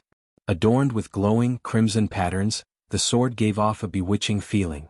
The instant Shifeng unsheathed the abyssal blade, a doppelganger appeared beside him. In terms of aura and appearance, the doppelganger was utterly identical to him. His trump card is a doppelganger? And here I thought he had something amazing saved up. He's not thinking that he can defeat Vice Commander Thunder just by relying on a doppelganger, which would have weaker basic attributes than himself, right? Upon seeing Shifeng's doppelganger, Demon's Heart's members burst into laughter. In God's domain, doppelganger skills were indeed excellent life-saving measures. They were also extremely rare skills that could drastically increase the combat power of players. However, doppelganger skills were generally useful only against monsters and ordinary experts. Against experts of Rebellious Thunder's caliber, using doppelgangers was utterly meaningless. Not to mention, Rebellious Thunder had Cruel Darkness to further amplify his strength. The magic weapon grew through absorbing the power of darkness its user radiated. In return, the weapon not only provided its user with a significant boost in strength but also extended its user's attack range drastically. When Rebellious Thunder wielded it, he could achieve an attack range of roughly 20 yards, which basically transformed him into a ranged player. With such an attack range combined with Rebellious Thunder's strength and techniques, it wouldn't matter if he went up against 1 or even 5 melee players. There wouldn't be much difference as he wouldn't give his opponents an opportunity to get close to him. Meanwhile, if a melee player couldn't approach Rebellious Thunder, they naturally couldn't attack him either. This was the reason why Rebellious Thunder was able to fight 3 of Battle Wolf's domain realm experts simultaneously without being put at a disadvantage. Since Shifeng had summoned only 1 doppelganger, this increase in numbers wouldn't affect Rebellious Thunder's performance in battle at all. Although I don't know what you're trying to pull here, you should just use whatever cards you have, Rebellious Thunder advised. Even after seeing Shifeng summoning a doppelganger, he did not hurry to attack Shifeng. Instead, he simply casually observed the swordsman before him. I'll teach you how foolish it is for you to make an enemy out of Demon's Heart. After Rebellious Thunder said this, the power of darkness that his body radiated intensified once more. This time, it even produced a faint layer of dark fog around his body. At the same time, the magic weapon he wielded seemingly received an upgrade. Now, pale blue flames flickered around Cruel Darkness's blade. However, these flames did not increase the ambient temperature but decrease it. The temperature fell so low that the nearby plants even started freezing. He can still grow stronger? Amazing. This is truly amazing. It's no wonder even the top 3 adventurer teams do not dare defy Demon's Heart. Just Rebellious Thunder alone is more than enough to make the top 3 adventurer teams suffer. Upon seeing Rebellious Thunder's strength improving further, the demon players spectating from the city walls gained newfound recognition of Demon's Heart. Many experts even started entertaining thoughts of joining the guild. Originally, they had become dark players to avoid the restrictions of guilds. However, the strength Rebellious Thunder displayed was simply too amazing. Now, they felt that they wouldn't mind losing some of their freedom if it meant that they could become as strong as Rebellious Thunder. At this moment, let alone the demon players spectating from the city walls, even Regretful Wind and the others, who were watching inside one of the city's bars, were floored by Rebellious Thunder's sudden power-up. He still wasn't at his peak state before? As Regretful Wind goggled at Rebellious Thunder's fog-shrouded body, he had trouble keeping his mouth closed. Compared to ordinary demon players, Regretful Wind, who had already reached the demon Viscount rank, had a much clearer idea just how frightening the power of darkness Rebellious Thunder radiated was. It was no exaggeration to say that even if he raised the density of his own power of darkness by 3 or 4 times, he would still fall short of Rebellious Thunder's standard. Since the origin of demon player carrot strength was the power of darkness, having denser power of darkness would improve not only one's concentration recovery but also the power of their skills and spells by a large margin. The power of darkness affected players similar to how mana did, but with much more prominent effects. To think that a demon count can grow that strong. Black Flame really is doomed this time. I'm afraid he won't last more than a few moves against Rebellious Thunder, Flame Feather muttered in shock. She was clearly a 3-star Viscount, only 1 step away from becoming a Count.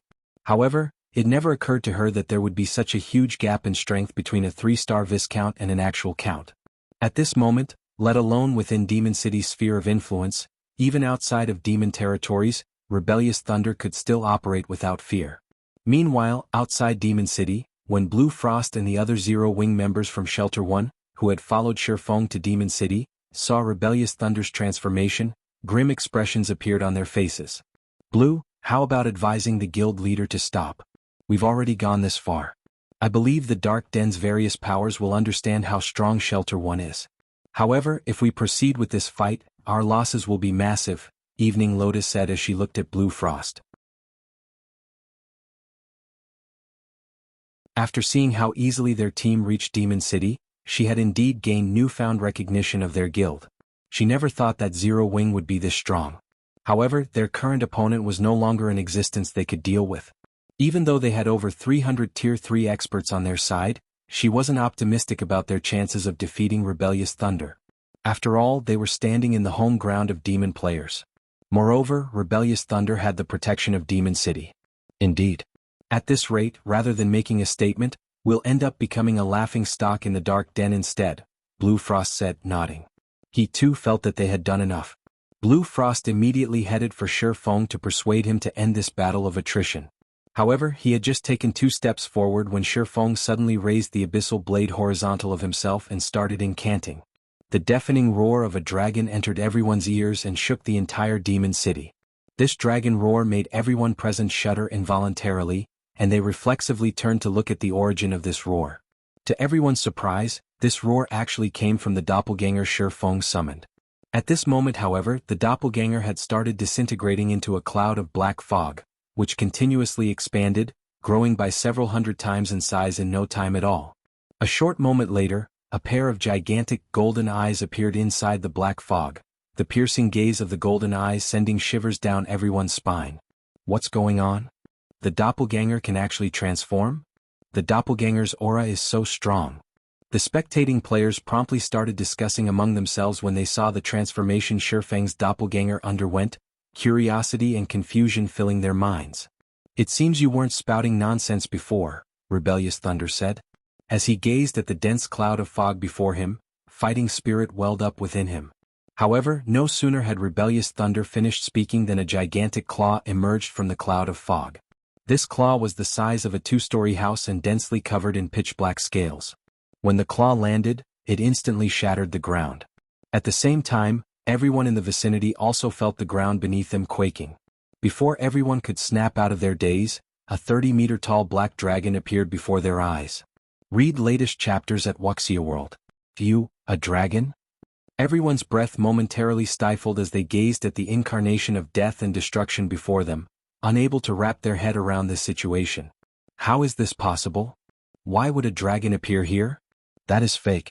That must be fake. You're tuning in to the Han Lee's Wuxia Adventures YouTube channel. We're so grateful for your support, and don't forget to subscribe to join us on this incredible journey through captivating stories. Your generosity through donations truly makes a world of difference, as it's the primary source of revenue that allows me to expand and enhance this channel for you.